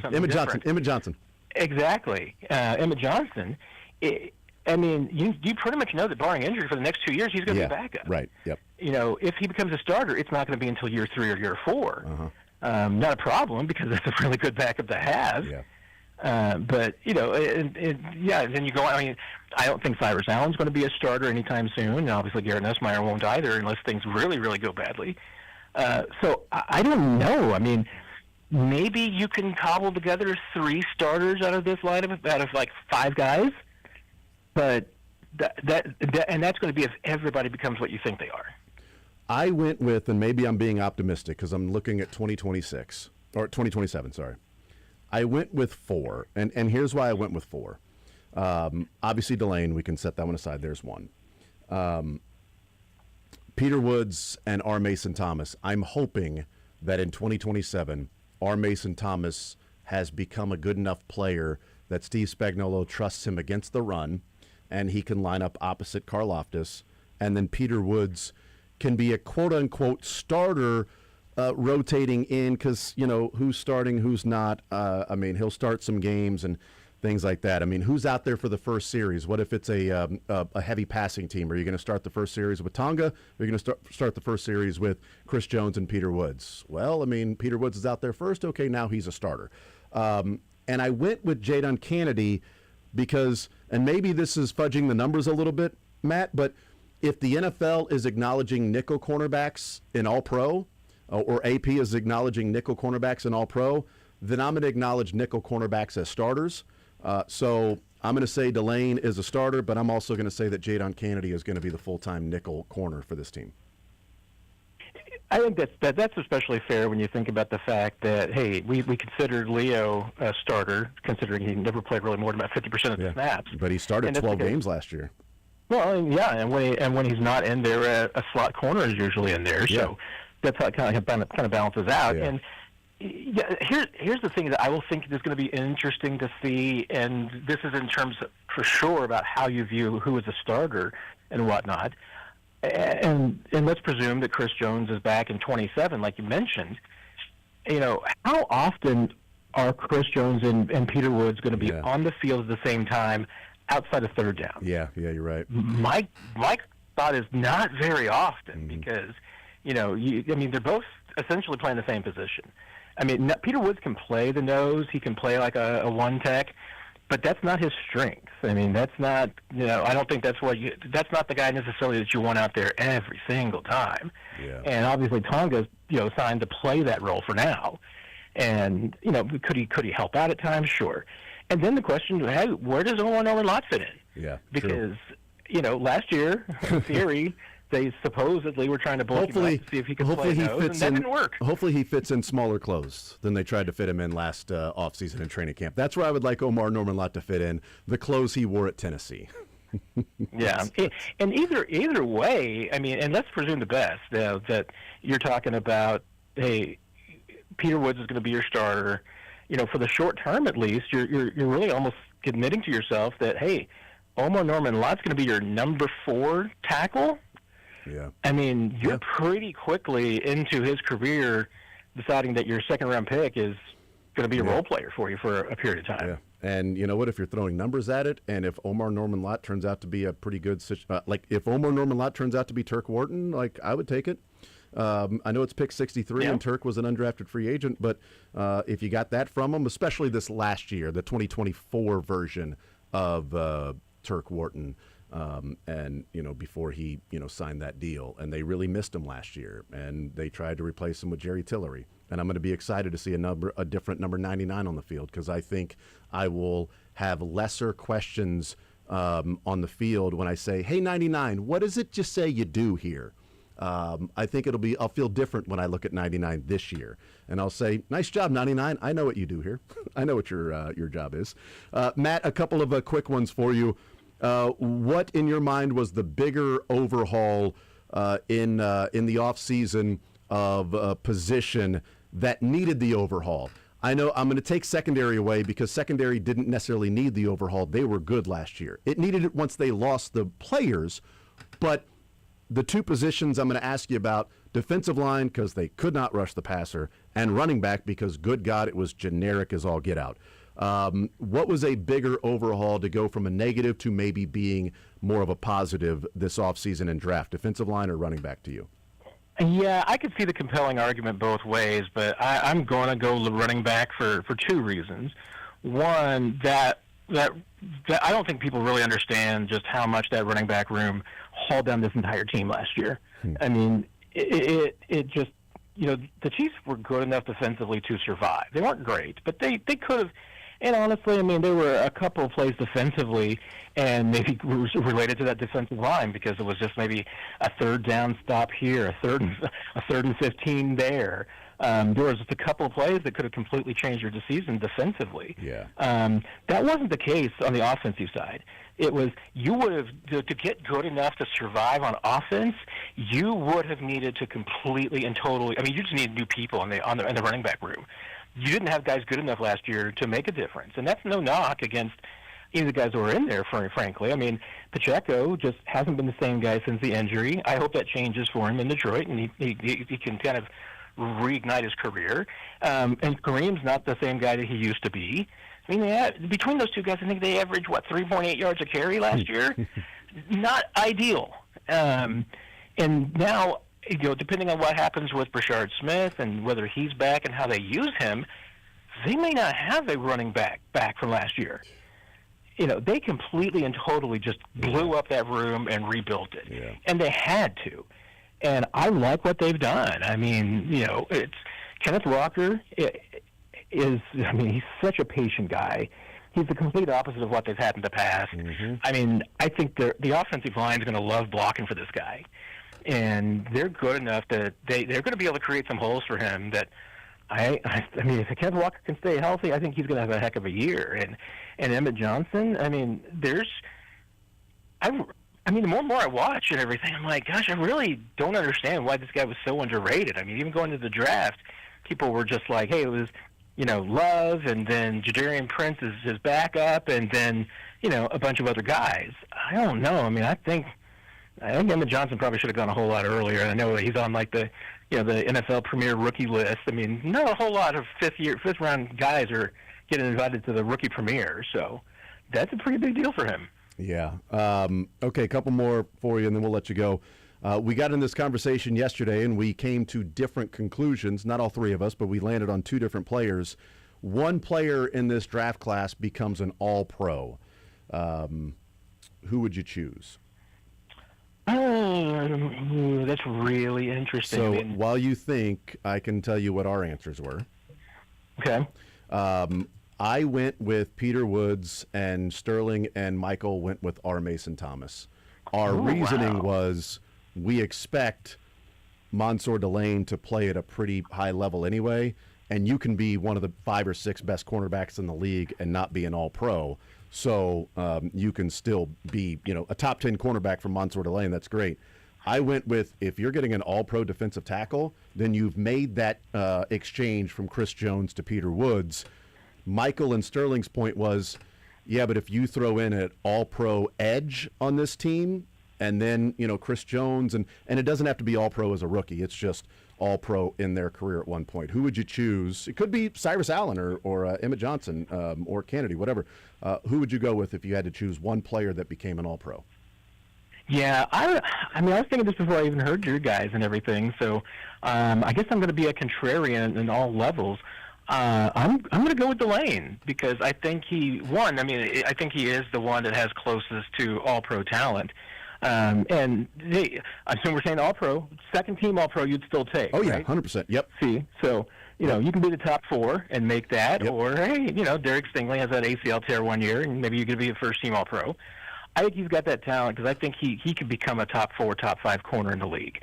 I honestly might, if you gave me the odds, I might take Jaden Canada because he might be a slot corner All-Pro. Yeah. He's not going to be competing against the Sauce Gardners of the world and everything. He's going to be competing against a different group. So he might have my second. And if you're talking about the next 4 years, heck, I still might even take Emmett Johnson a third because he might become starter in year 3 and year 4, and maybe he's going to break out. But that would be like you're going with who's most likely. I'm going from your opinion. Who would you want it to be?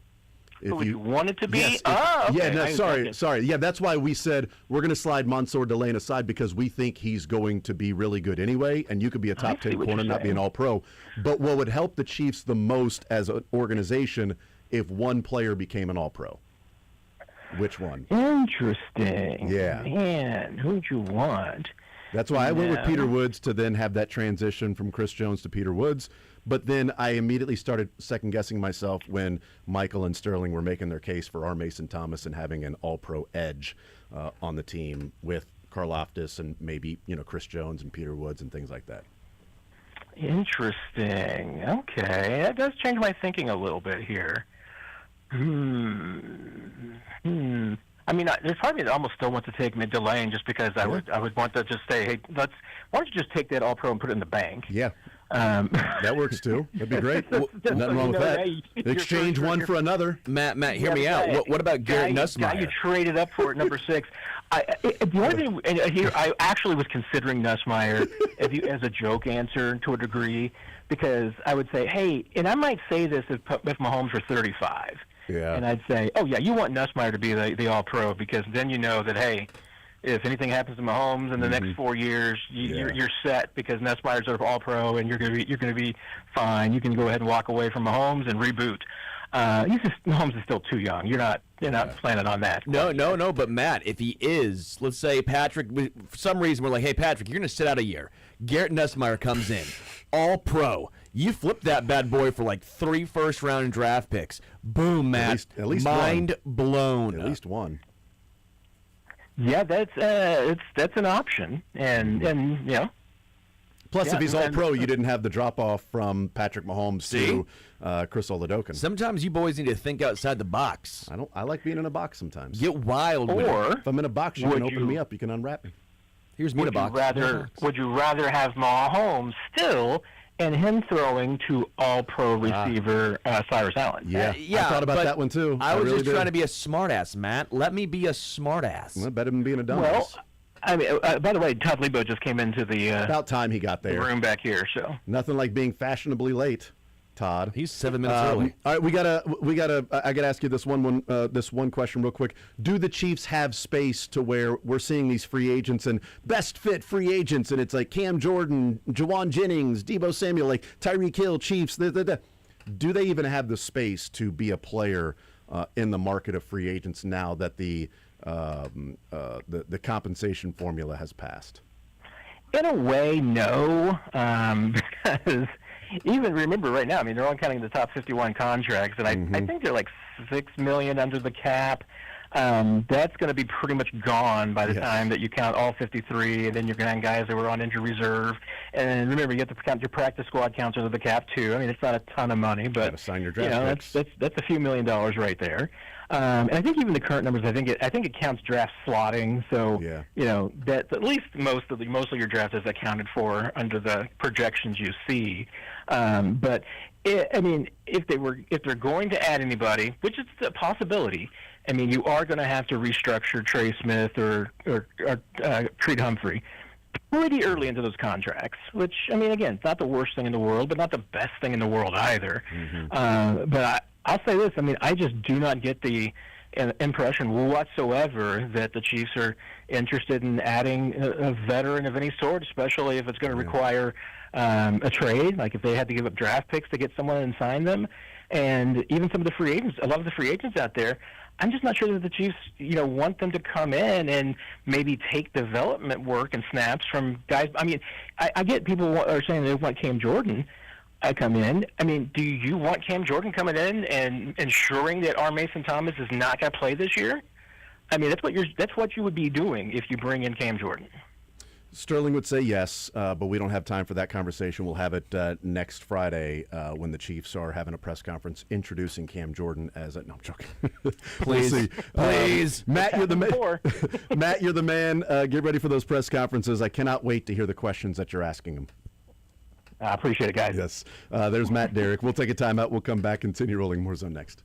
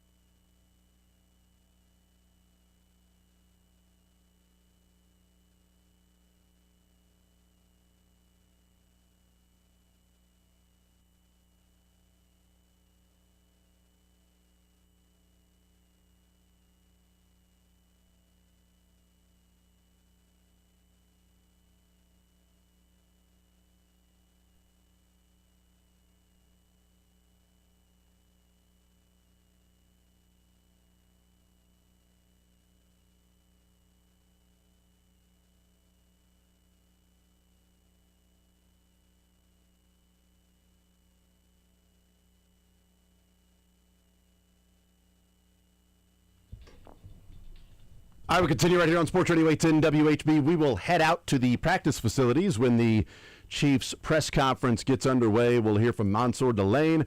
We will hear from R. Mason Thomas, Cyrus Allen, Garrett Nussmeier. Looks like not in that order, although it says lineup is subject to change. The way that they have it listed is Delane, Nussmeier, Allen, and Mason Thomas as the order. But that is that based on their number? Subject to change. Let's see, 5-14. Yeah. Okay. 5-14. No. Cyrus Allen is 13. Yeah, so I guess not. So it'd be 5-13-14. So no, I was thinking that Cyrus Allen would be in the 80s, but I tried finding a pattern that was not there. Yeah, and it's not. It's also not alphabetical either. Human nature. By first or last name. So there you go. And it's not by positioning one side of the ball or not, because it's cornerback, QB, wide receiver, then back to defense again. So yeah, I don't know what the pattern is with that, other than just who's available. So we'll hear from those guys when they get up to the podium. We talked about earlier in the first hour about a couple of takeaways from watching the Chiefs video with Mansour Delane as he was coming to Kansas City after, or that Friday after the draft, so last Friday, and just the things that I saw in him that were pretty cool to see, and gives you maybe some faith that, I compared it to Patrick Mahomes and said it's another sort of piece that tells me how good of a pro I think he can be. And that's because, the guy, I have no idea how late he was up, but he showed up to the after party at midnight on Thursday night.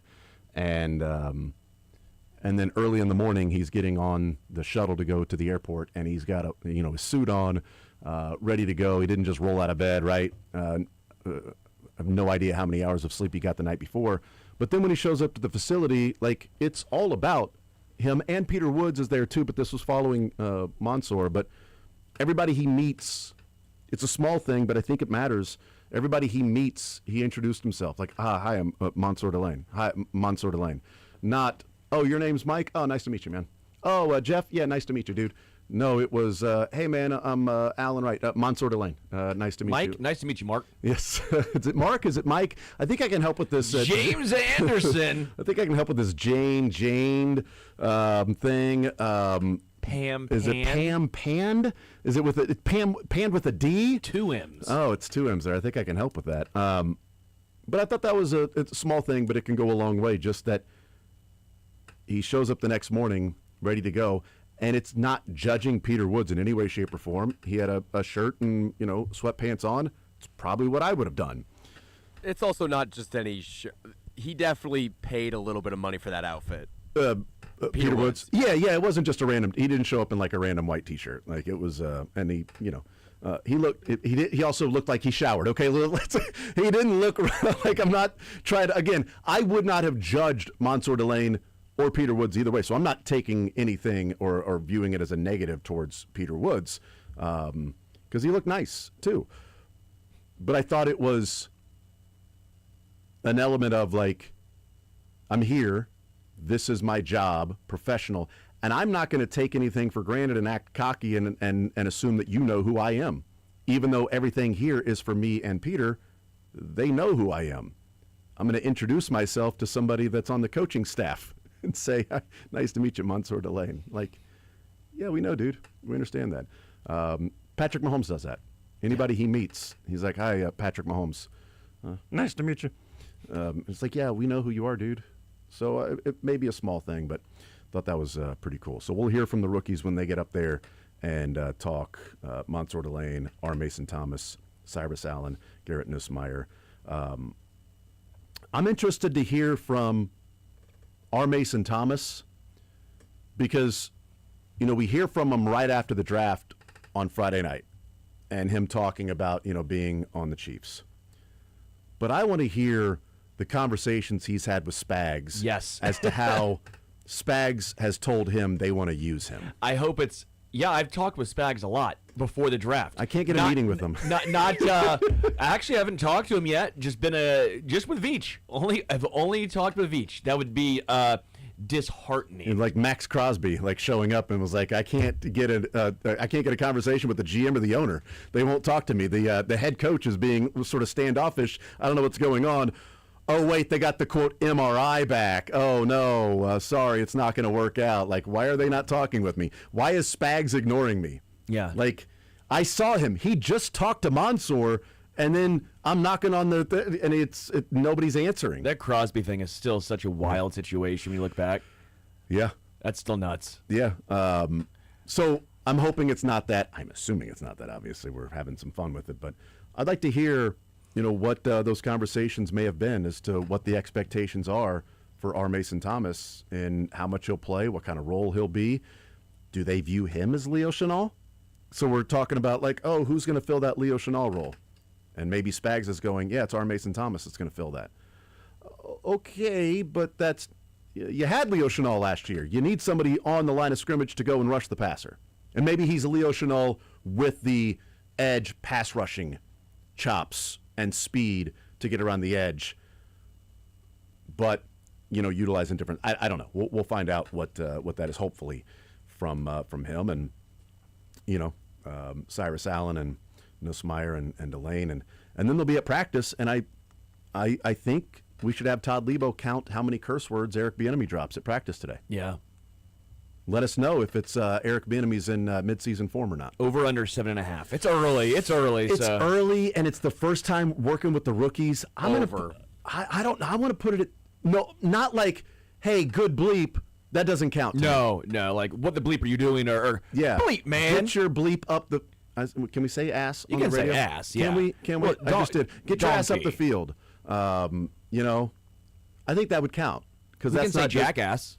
Because get your of the jackass show. up the field. Say cheeks. Get your cheeks up the field. Buns. Get your buns up the field. I say ass all the time. I always say bring the ass. One of my catchphrases is bring the ass. 2 scoops, bring the ass. Yeah, wow, I'm a big ass guy.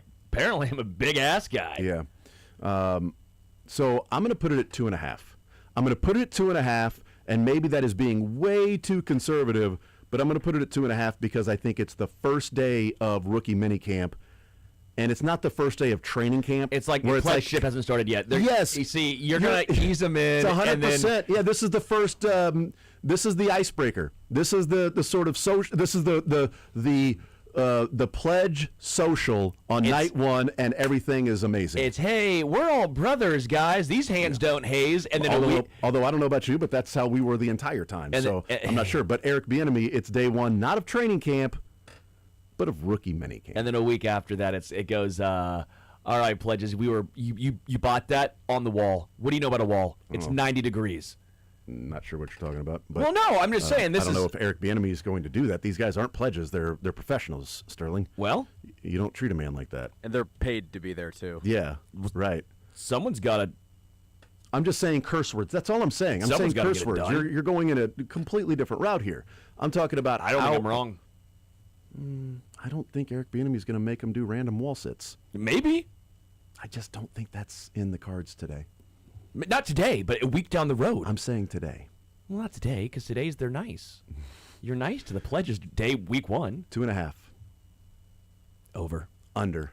You got to build them up before you can break them. Exactly. Not the positive curse words. I'm mad at you, and you better know this is real. Negative reinforcement is key. That's what I've said about my son. Just negative reinforcement. When is Monster Delane going to stop embarrassing the family? You don't want to be bad at school and sports. I heated these enchiladas up like 15 minutes ago waiting for the players to speak. Well, why did you heat it up 15 minutes ago? Because I thought the players were going to speak at noon, and so I would have time to eat my delicious enchiladas that I made. Still would have been sitting there for 5 minutes. To cool down. Oh, I see. Well, that makes more sense. It made a lot of sense, but... No, it does make more sense. No, I guess it's already 12:10. Yeah, we've been dancing for a while. My legs aren't tired. Because the Chiefs never go when they're going to go. It's either early or late. It's never... When they say noon, it was either going to be 11:55 or 12:15. There's like not an in-between. You know, I talked about how professional I felt like some of these rookies are. I take it back now. 5 minutes early is 10 minutes late. They're 10 minutes late, which means that you are 25 minutes late. Now, the question is, do you think that since this is the first time they're speaking to the media in person, they haven't been broken by the Chiefs' coaching staff yet. No, so They're gonna telling give them right good now. They're answers. briefing them what you don't Yes, say. no, that's their briefing. That's what I'm saying. Like, they're going through the debrief part of it. They're meeting with the PR people and giving them what to say before they go into the room to then try to remember what to say. You know how Andy and Patrick say a lot without saying anything? Yeah. That's what we want from you guys. We want you to say a lot without saying anything. That's right. Here, let's watch this video. You know, you'd have to do like training exercises. You go watch the video. It's just Patrick Mahomes at every press conference. Here, let's watch this video. Here's Patrick. And then they have a picture of Bobby Witt or a video of Bobby Witt doing the same thing. Yeah, I mean, just it's the game we love, and just getting out and playing every day, and looking forward to coming to the ballpark, and try to keep this thing going, and try to go and win another game. But yeah, we're all just loving being here and playing for each other. The loss, well, yeah, we gotta put it behind us, and tomorrow is a new day. And They show the video of Vinny with the giant X through it. Just do not speak not like this guy, Vinny. not this guy. Putting sweat in a bathtub. It's not an anecdote. Which is funny when you're winning. Yeah.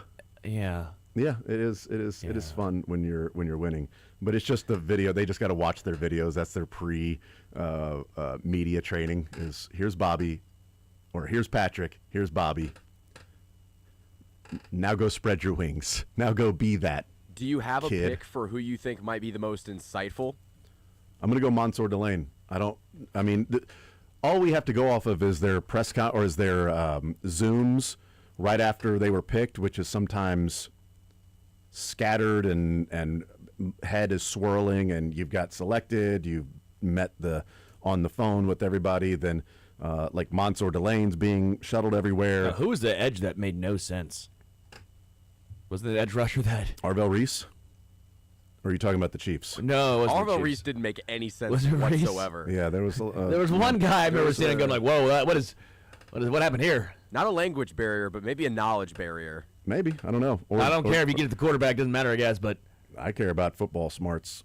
yeah, I don't care what you say to the media. and maybe he was just I care about what you say to the quarterback when he's laying on the ground with the football. correct. I want to go on record right now. I think Cyrus Allen will be the best of the day. Love it. We've heard a couple of clips from Cyrus Allen in the Twitter Spaces that he did earlier this week. Just Yeah. seems like a more energetic guy. Yeah. I think he's going to tell you Well, so pretty there's much how he's feeling. right. So there's the differences, like the energy there, Oh, yeah. or what Mansour Delane could be more of a maybe Trent McDuffie route of more measured, Sure. and is trying to think of the right word of what I liked about Maybe Trent. calculated. No, not even calculated. He thoughtful. That's what it is. Thoughtful for each question. He didn't just blow off the question. McDuffie, the question was there, and he sort of and he would be like, yeah. Pondered. And he'd think about the question and then give the answer, not just, well, yeah, we just got to get back out there and play. We got to do this. We got to do that. Oh, it's all about playing as a team. Like, he thought about that specific question to give an answer around that specific question, and not, well, let's just press generic answer B. Let's go generic answer C. Generic answer randomizer, and we're going to give that.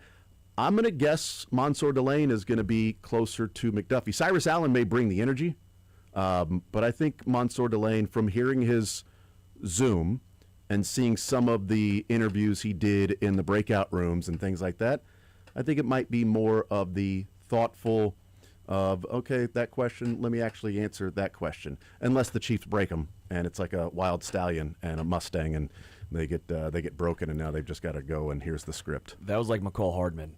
If you remember when McCall Hardman was a rookie, he was so. I remember because I remember doing the Mitch Holthus show. We used to do the pre-Mitch Holthus show, and I used to do that. And I remember McCall was one of the guests. Did you put the hammer down? I put the hammer down, Nice. baby. And we're going to talk about how McCall was going to, taste the sweet nectar of the end zone. But no, it was always fun doing these shows because we'd get the rookies to come, and so we were talking with McCall. I remember McCall being super energetic and outgoing, Yeah. and giving so much fun information. And then as his career went on, it was more or less like, Okay. I thought it was odd he went through the game plan too. Well, here's the first play of the game. These are the first 15. We're pumped about these first 15. We got some things for them. I think it's twofold. And the Chiefs won. They're like, hey, let's bring it back a little bit. I think two, the other part is I think they get maybe tired of talking with the media too. Oh yeah. And so when he first was drafted, I still remember McColl being so fun and energetic. Like, I can't believe I'm here. I can't believe I'm catching passes in the NFL. I can't believe Andy Reid's my head coach. All these fun things, and then I just always remember McColl being one of the most fun guys early on in Kansas City. Yeah. So we'll see. Now these enchiladas are 20 minutes cold. Thanks, Chiefs. Now, as we say this, it's going to be R. Mason Thomas and Garrett Nussmeier that are going to be the I can see Garrett being good. He's a quarterback. Maybe. Yeah, I guess quarterback. But he's a quarterback, so he'll probably go Patrick Mahomes route. Well, he went to LSU. LSU. He's been asked a lot of questions about why you guys losing, why aren't you doing this, why aren't you doing that? You're struggling this year. Is it all in? He's had a lot of criticism this last year, so he's probably gotten well schooled on how to talk without actually answering anything, or talk without saying anything. I just hope or answering. I know he was only there for 4 years. But I hope he has a Cajun accent. I know he wouldn't have one, but I want Garrett Nussmeier to have Brian Kelly got one after 20 minutes being there. So, I mean, that's not very hard to pick up a Cajun accent. Are you kidding me? Brian Kelly just showed up, and it was in the water. You drank the water. You're not supposed to drink the water in different countries. You drink the water in the bayou, and you're talking about This is. Oh, let me tell you about playing quarterback down here. Absolutely. For Brian Kelly. Terrified. Let me tell you about Jaden Daniel coming in. I wasn't afraid about Jaden. Guess what email I just received? I know he's going to be a first-round draft pick, but I ain't afraid of that. In fact, you bring him in, I'll beat out anybody. Now, obviously, I didn't beat him out, but I'll tell you what, I played good football, you son of a bitch. What email? This is terrifying. Okay. Email just received. Cajun beef casserole. Were you going to make it or not? Well, no, but we were talking Cajun. I'm eating beef enchiladas. There is something creepy about technology. But why would you get the email's a little different than you Google searching? I get it, dude, but when have I ever looked at truly recipes in my life? I don't know. Never. You're clearly on the mail list. Apparently. Why don't you just go down and scroll to the bottom?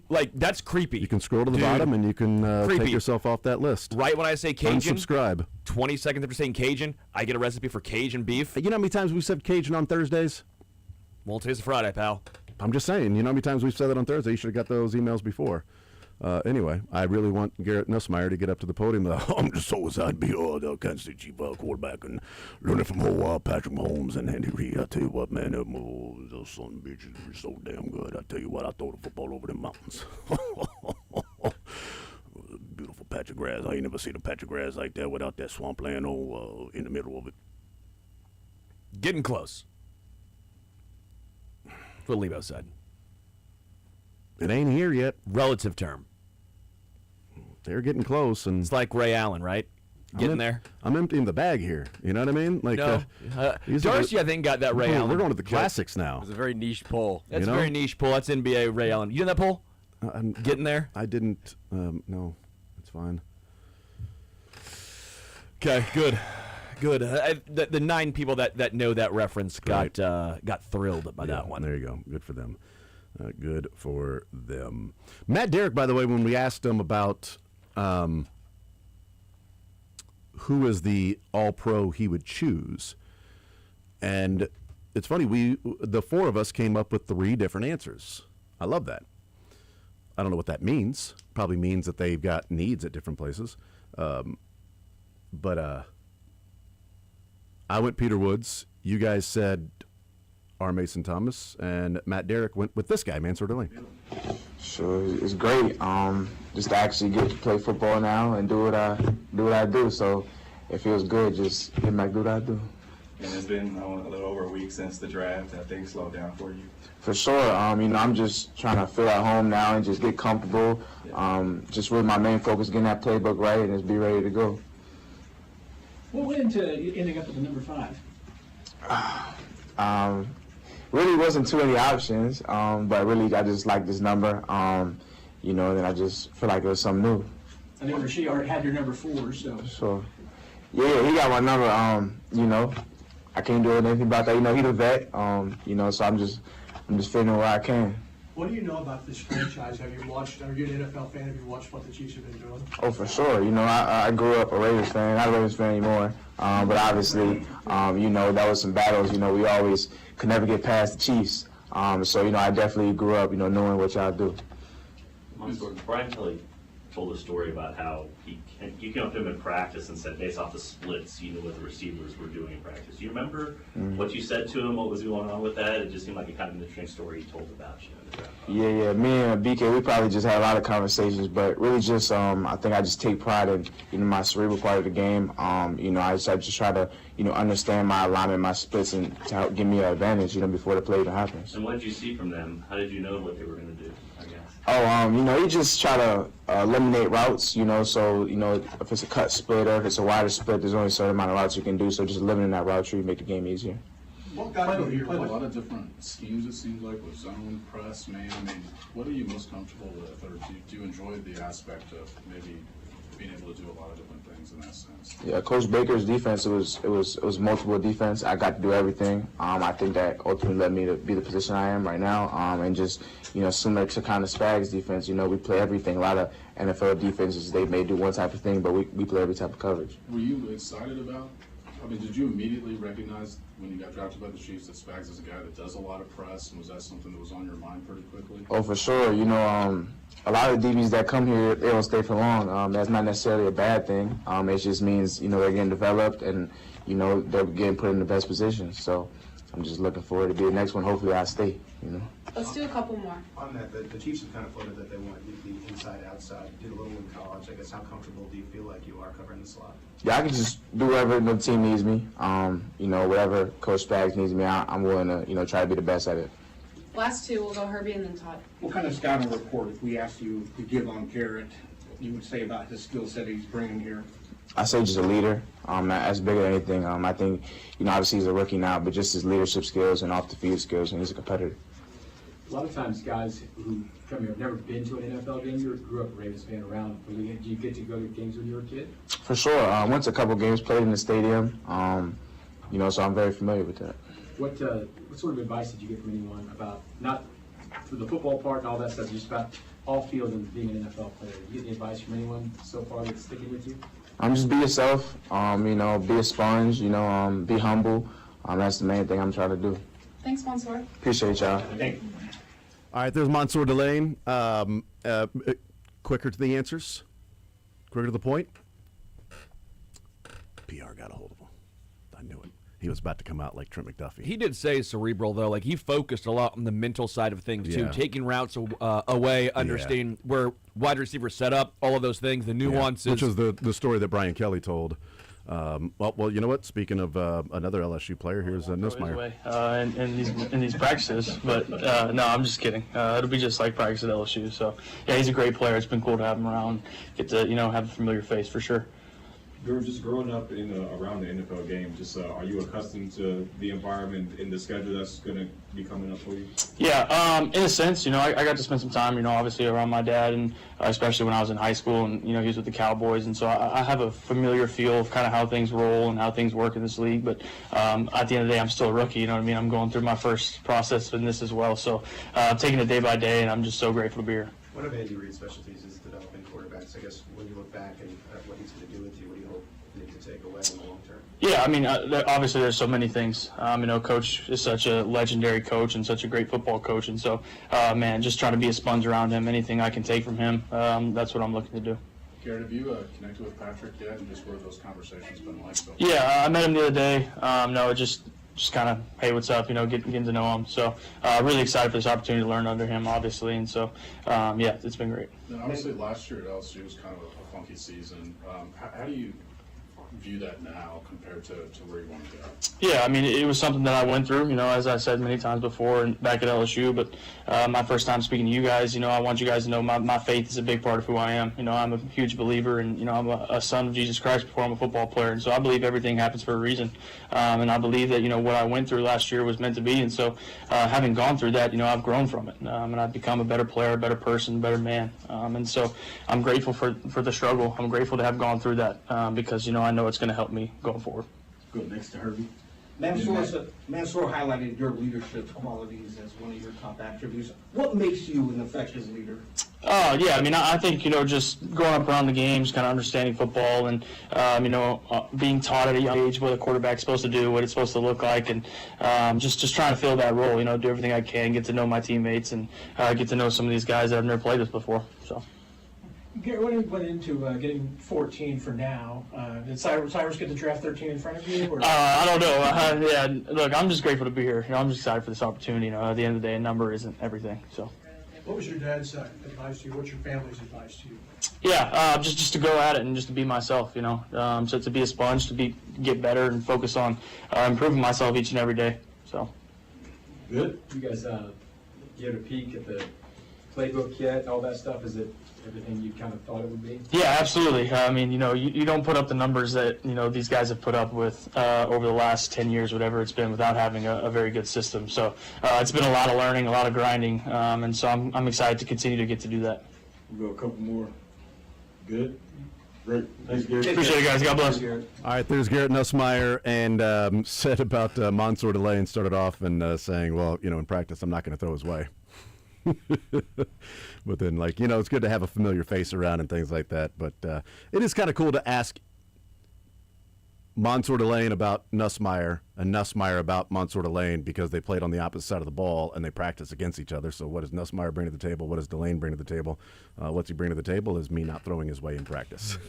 So that's pretty good. But also, hey, I'm a rookie, but I've been around my dad in high school. He was with the Cowboys, and I'm familiar with how things work in the NFL. But I'm a rookie, so, being familiar with it from the outside ain't the same as now you're on the team. Yeah. Slightly different. Yep. We'll see, and talked about how rough last year was. That, happened for a reason. He came out on the other side better for it.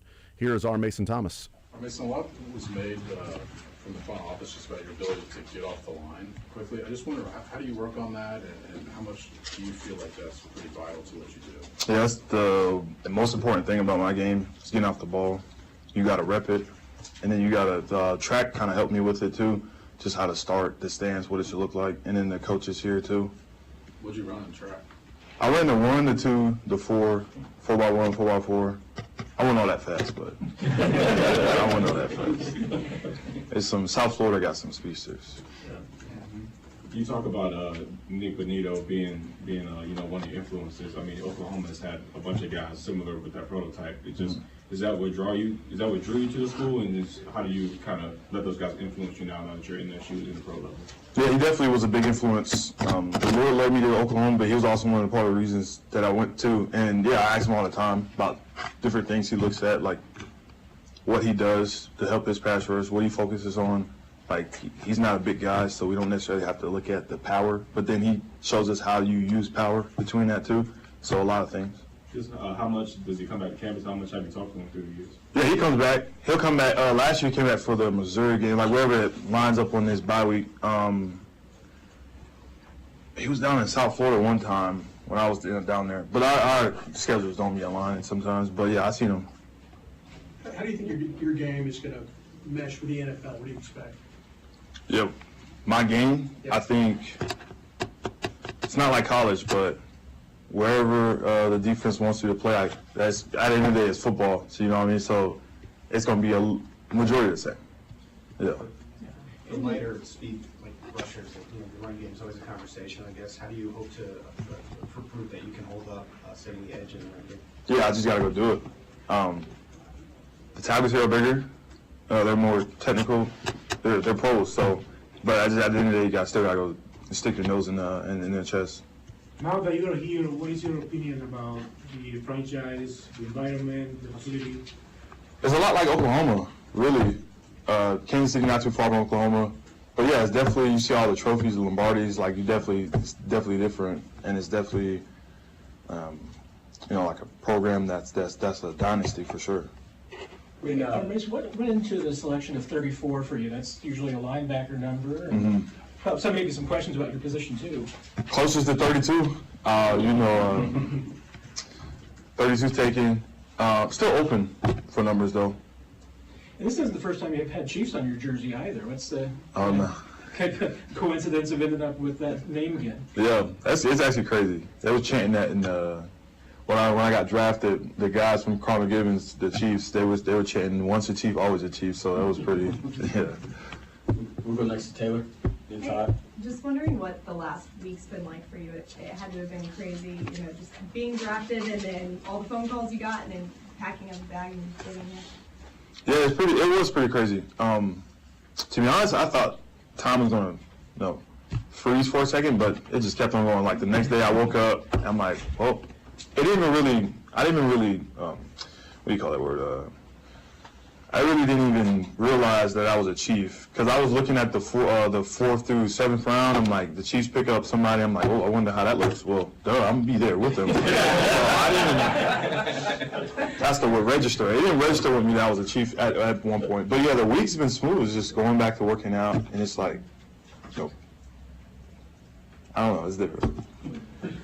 Thanks. Like, you're pretty unusual in today's world. You went to one school, didn't transfer. What was that like when you were there? I'm sure there's always people kind of going around trying to get people to transfer and stuff. What kept you there, and you think it was good to stay at one place?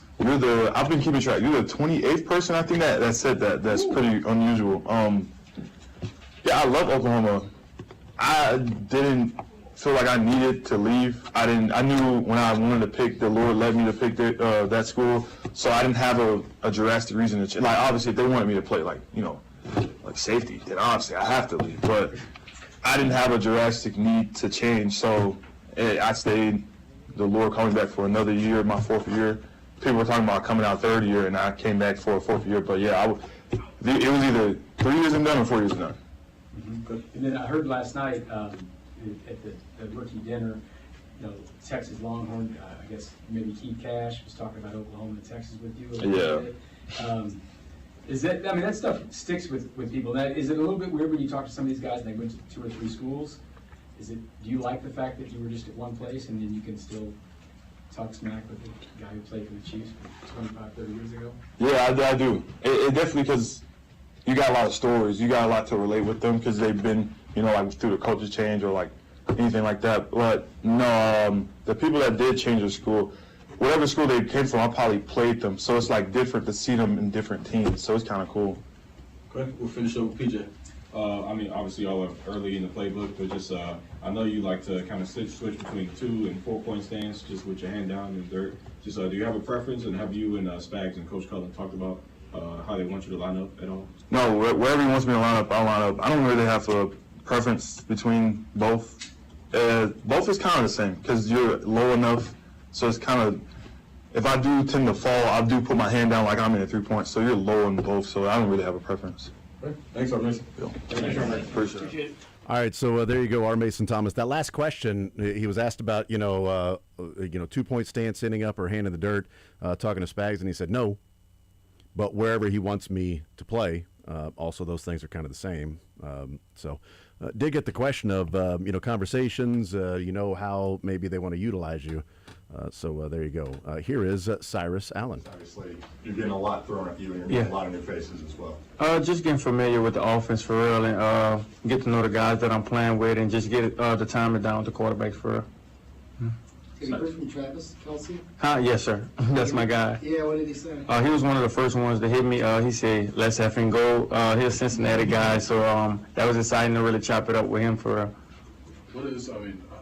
What's it like at Cincinnati, the view of Travis there?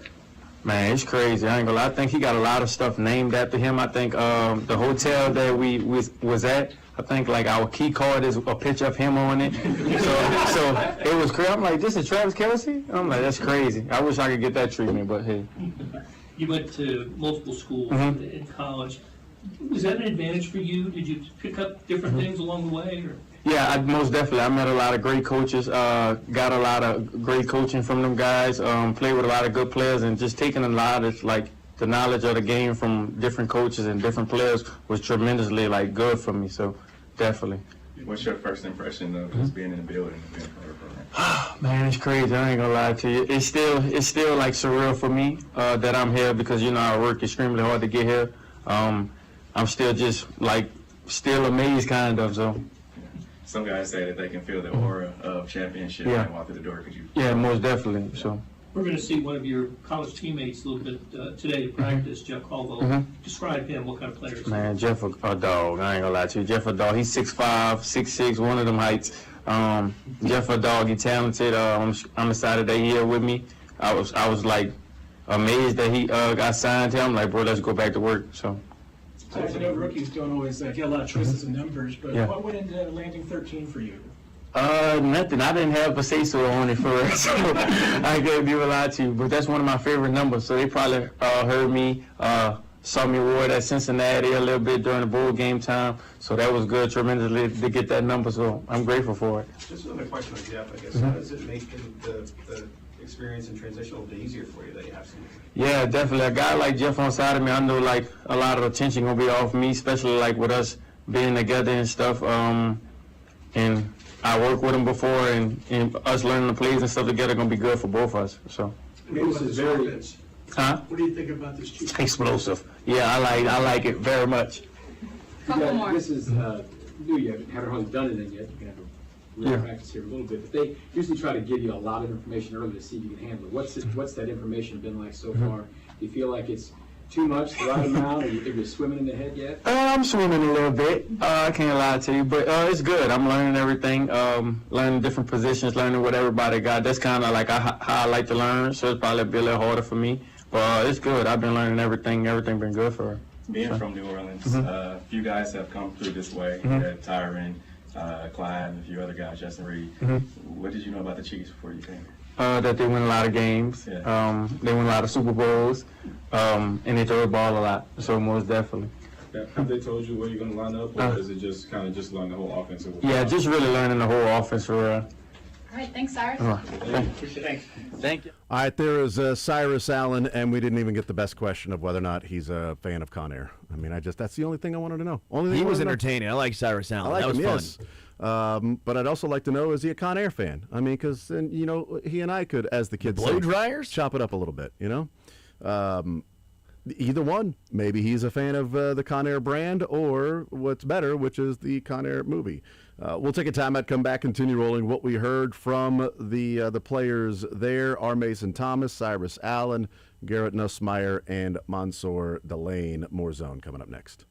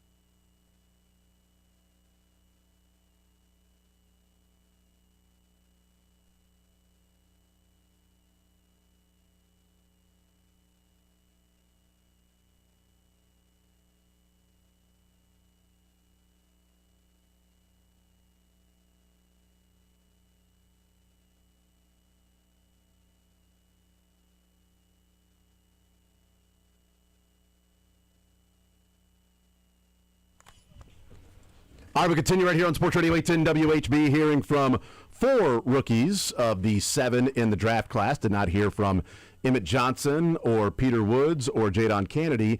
They'll be out there, though, with the other rookies, undrafted free agents, and those that were also invited to minicamp. 3 Chiefs players have been invited to the rookie symposium. Mansour Delane, I think R. Mason Thomas, and I want to say Emmett Johnson are the ones that were invited to that. Also, I didn't know that it was like a, invite only, but looking forward to Chris Carter letting people know about the fall guy.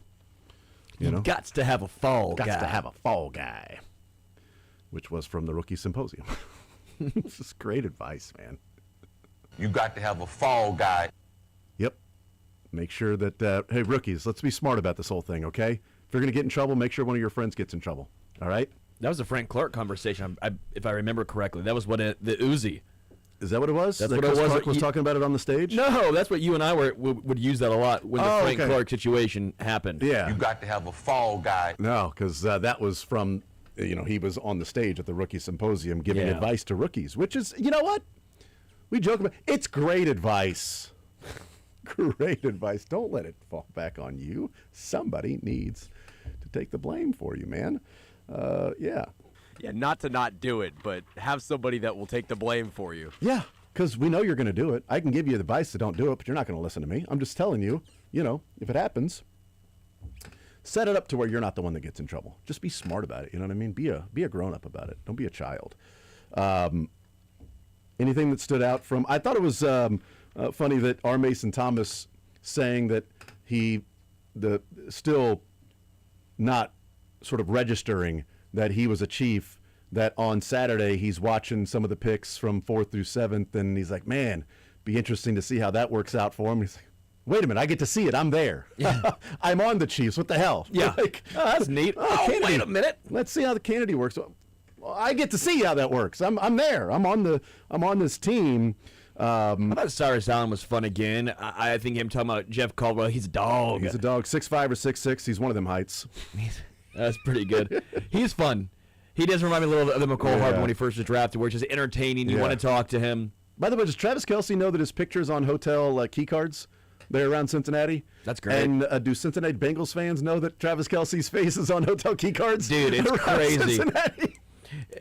It's like the Bengals don't even own Cincinnati.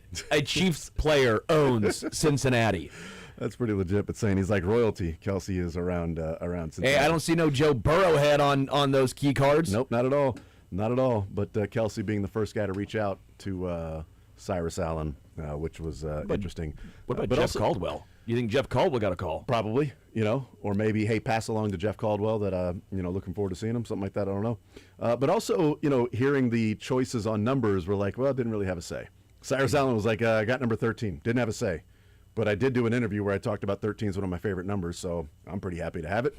R. Mason Thomas, you wore number 34, why number 34 is the closest thing to 32. Which is also a bad number. You don't have to be in the 30s. Why are you gonna clown Nick Bolton? No, it makes sense for a middle linebacker. 32 makes sense for a middle linebacker, but not an edge. Yes. Okay. I'm asking. I don't know what. Yes. Okay. A good edge can wear 32. Yeah. You better be elite. Mm-hmm. Because that number just doesn't. It's not appealing to the eyes. Yeah. Couldn't the same thing be said for Mansour Dwayne wearing 5? No, that's electric. No. Lockdown corners where. But also lockdown. You just said it. Lockdown corners. Yeah, but he's going to be, I believe. That's the point, though. But also, 34 is not the closest to 32. 33 is closer, and nobody's wearing 33. So, 31 is Jeffrey Bossa, but 33 is still open. Is 33? Nobody. I'm like, it's not retired. I'm trying to think of like, why wouldn't? Well, there's some, guys that, there's no 42 right now, although, that would be. Well, I was wondering if retired, right? No 51. Dexter McCluster was the last one. Yes, that's why. No 58. Well, that's duh. Why isn't anybody wearing that one? Nobody's wearing 69 because Mike Pinnell ain't around. Nice. Well, so I wish that's available. That's available. Although Mike Pennell's got bigger things to worry about than Allegedly. who's wearing number 69. Well, allegedly or not, he's still got things to worry about than who's wearing number 69 for the No, I know. Chiefs. I just love saying allegedly because allegedly or not, he's got that to worry about. Yeah, saying allegedly makes everything sound so much better. You got to have a fall guy. Scar's letting them know, man. Let them all know. Allegedly, of course. Yes, let them know. Need to have a fall guy. But do you think Todd was legitimately the 28th person to ask R. Mason Thomas about staying at Oklahoma? Because Todd was like, oh, you've probably been asked this a number of times about, you didn't transfer, you stayed there, you could have come out your junior year, you stay 4 years at Oklahoma, you enter the draft. And he said, I have been keeping track. You're the 28th person to ask me that. Now, was he being a smartass or hilarious? Because if that was the case, I love it. If he's like, I don't know if you're keeping track, I am keeping track. You're the 28th person to ask me that. Little wink. I bet he was being serious. But you think he's actually keeping track of how many people have asked him that? Well, there's 13. You're the 17th person to ask me that. You are question asker number 28. I used to keep track of how many people called me Jim Rome, and you used to keep track of that. The number got too large; I couldn't do it anymore. Okay, I keep track of how many shows we've done. I don't. Lots. Show number today 1,578. Together? No, since moving back. Oh, for me. Yeah, I don't know how many shows we've tried to get. Sorry, I thought I meant that much to you. Why would I change it up just for you? I'm talking about, this is me. Hi. I'm the keeper tracker of it. It's me. Okay. Yeah, Do you think it's the 28th? I bet it is. Person? I bet he's been asked a lot. I bet people at Oklahoma asked him a lot. I think he was being funny. I think he was being funny with Todd. From one boomer to the other sooner. Or I would say that he probably asked that a lot in draft interviews. Yeah. So it depends on how many draft interviews he had. I bet almost every single team asked him that question. So he met with 27 teams? Well, I bet he probably had Zooms with a lot of them. He met with all 32 of them. Yeah, so I wouldn't be surprised. So honestly, yes, I think he's serious because now that I say that, I bet on every Zoom, every team he talked to, they brought that up. I want to believe that he looked at Todd and said, you're the 28th person to ask me that. I am keeping track of it. Lebo should have said, what do I win? Yeah, but he said, didn't have a drastic need for change. Like, no reason. Didn't need to change. Thought about going pro after junior year, but returned and went pro after his fourth year. So 4 years in college and then go pro. Followed the route that a lot of people traditionally have done, but not necessarily in today's day and age where, Cyrus Allen talked right after him and he was at 3 different schools. Yeah. Nothing wrong, good, bad, indifferent, whatever. Mansour Delane was at 2 different schools. But you've got 2 different defenses that you've learned. You've got 3 different offenses that Cyrus Allen has learned in his college career. I know we sometimes use it a lot of times as a negative when they're in college. Mm-hmm. But when they go pro, I do think there is that aspect of, well, I've learned multiple systems. I've learned how to do it this way. I think maybe more so for wide receivers, and maybe that's just I'm being hopefully because Cyrus Allen did it, but Kevin Coleman did it at Missouri. He was 4 in 4 years, I believe, 4 different schools, 4 years. But you have to be able to pick up the offense quickly. You have. There's no really red shirt in college. I mean, there is your freshman year. I know there's technically a red shirt, but that's my point. You're not. When Dominique Lovett went from Missouri to Georgia, it wasn't like, I'm going to sit out a year and learn the offense. Well, no, you're not. Yeah. I think there is some, if you want to say loyalty, or again, I think it's great that R. Mason Thomas was there all 4 years. That should be used as a positive for loyalty, for all of that, for building. But I do think there's something, especially for a wide receiver, of, hey, I learned 4 different systems. They ran 4 different offenses, 2 different offenses, 3. I learned how to play different roles and routes. Let's hear from Brett Veach. He was on the Pat McAfee show. Let's hear about the free agency. We asked Matt Derrick about the Chiefs' maneuverability to bring in any free agents, because there are the top 10 free agents remaining now that the draft is over and the compensation formula no longer counts. These players will probably start being signed. Calais Campbell signed with the Ravens. But we asked Matt Derrick about, do they have any room? And he said, yeah, you can do that, but you got to move some things around. So on the Pat McAfee show, Brett Veach was asked about if they will be looking to make any moves in free agency. Yeah, there's certainly a possibility of that. In fact, some of those players that you have listed there, I think I've spoken to some of those agents already, and I think where we are now from a process standpoint, as I mentioned, we have our rookies in this week. We're gonna, I think we had 8 or 9 draft picks, maybe 8. I think we signed 16 undrafted free agents, but we have 110 guys here trying out. So we'll see. We might flip some of those guys. Some of those guys may end up on our roster, and then after that, we'll officially have our 90, and then we're going to go through probably phase 2. But I mean, we'll start picking up the phone, reaching out to agents. May have some visits here in the late spring, early summer before training camp. But I think we're always looking to get 1% better. And if something makes sense for us and something makes sense for the player and the agent, we're all for it. And who knows? We'll see. But we'll certainly be making a lot of calls. So he mentioned some of those names that you have up there. And I'm going to list the names that they listed in the graphic while he was answering the question. So when he said, the names you have up there, yeah, I've actually reached out to them or their agents. Here are the 18 names that they put on the graphic. So which ones has he talked to of these 18? Kyle Van Noy, Deebo Samuel, David Njoku, Daniel Carlson, Bobby Wagner, Cam Jordan, there you go, Juwan Jennings, Stephon Diggs, Kevin Zeitler, L'Jarius Sneed, Joey Bosa, Von Miller, Tyreek Hill, Keenan Allen, Taylor Decker, Bobby Okereke, Hassan Reddick, and DJ Reader. Those are the 18 players they listed on the graphic when asked about if you will be looking at any free agents to add. And he said, well, actually, we've talked to a number of those players and their agents already. No idea who those players are. I don't know. They've got a relationship with Tyreek, so maybe they've already reached out. And what's Tyreek looking at? Could be L'Jarius. Yeah. Hey, Tyreek, what's his timetable? Does he want to come in before training camp, after training camp? Hey, Cam Jordan, is he a training camp guy? Is he a off-season, workout guy? Is he going to want to be in here for the voluntary stuff in May and OTAs? Does he want to show up if what's the timeline that he's looking at? Those can be just general kicking of the tires of David of Njoku and Juwan. Was it Johnson? Juwan Jennings. Oh, Juwan Jennings. Well, Juwan Jennings is more interesting just from the wide receiver perspective. Yeah. Not interested in Stephon Diggs. David Njoku's also intriguing. I'm a little surprised he's not been signed yet. Yeah. Quite frankly, he must be asking for a large sum. But I kind of feel like the market's already told him that he's not getting that. No, agreed. So I don't know. You just wait around to not get what you want, or eventually sign to not get. Would you be what intrigued you in that? Or oh yeah, absolutely. The numbers have never been quite what the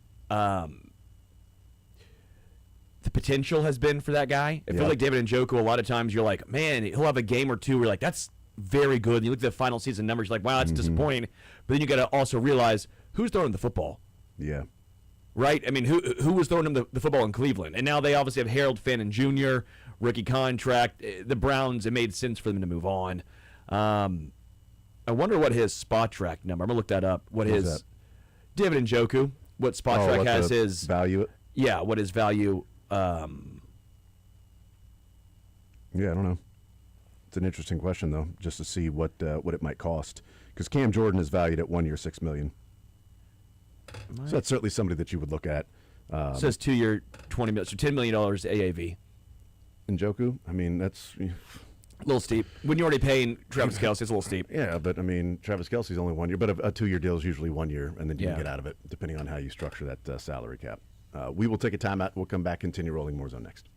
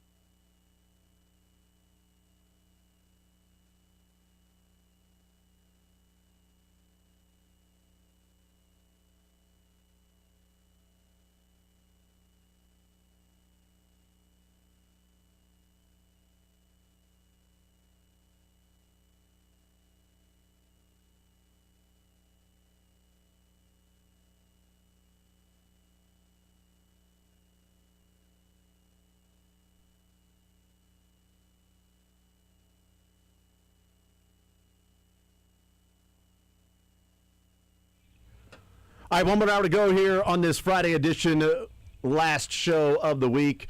We'll get some cuts before the show is over as well. Talk a little bit of, we opened up the show talking Royals, but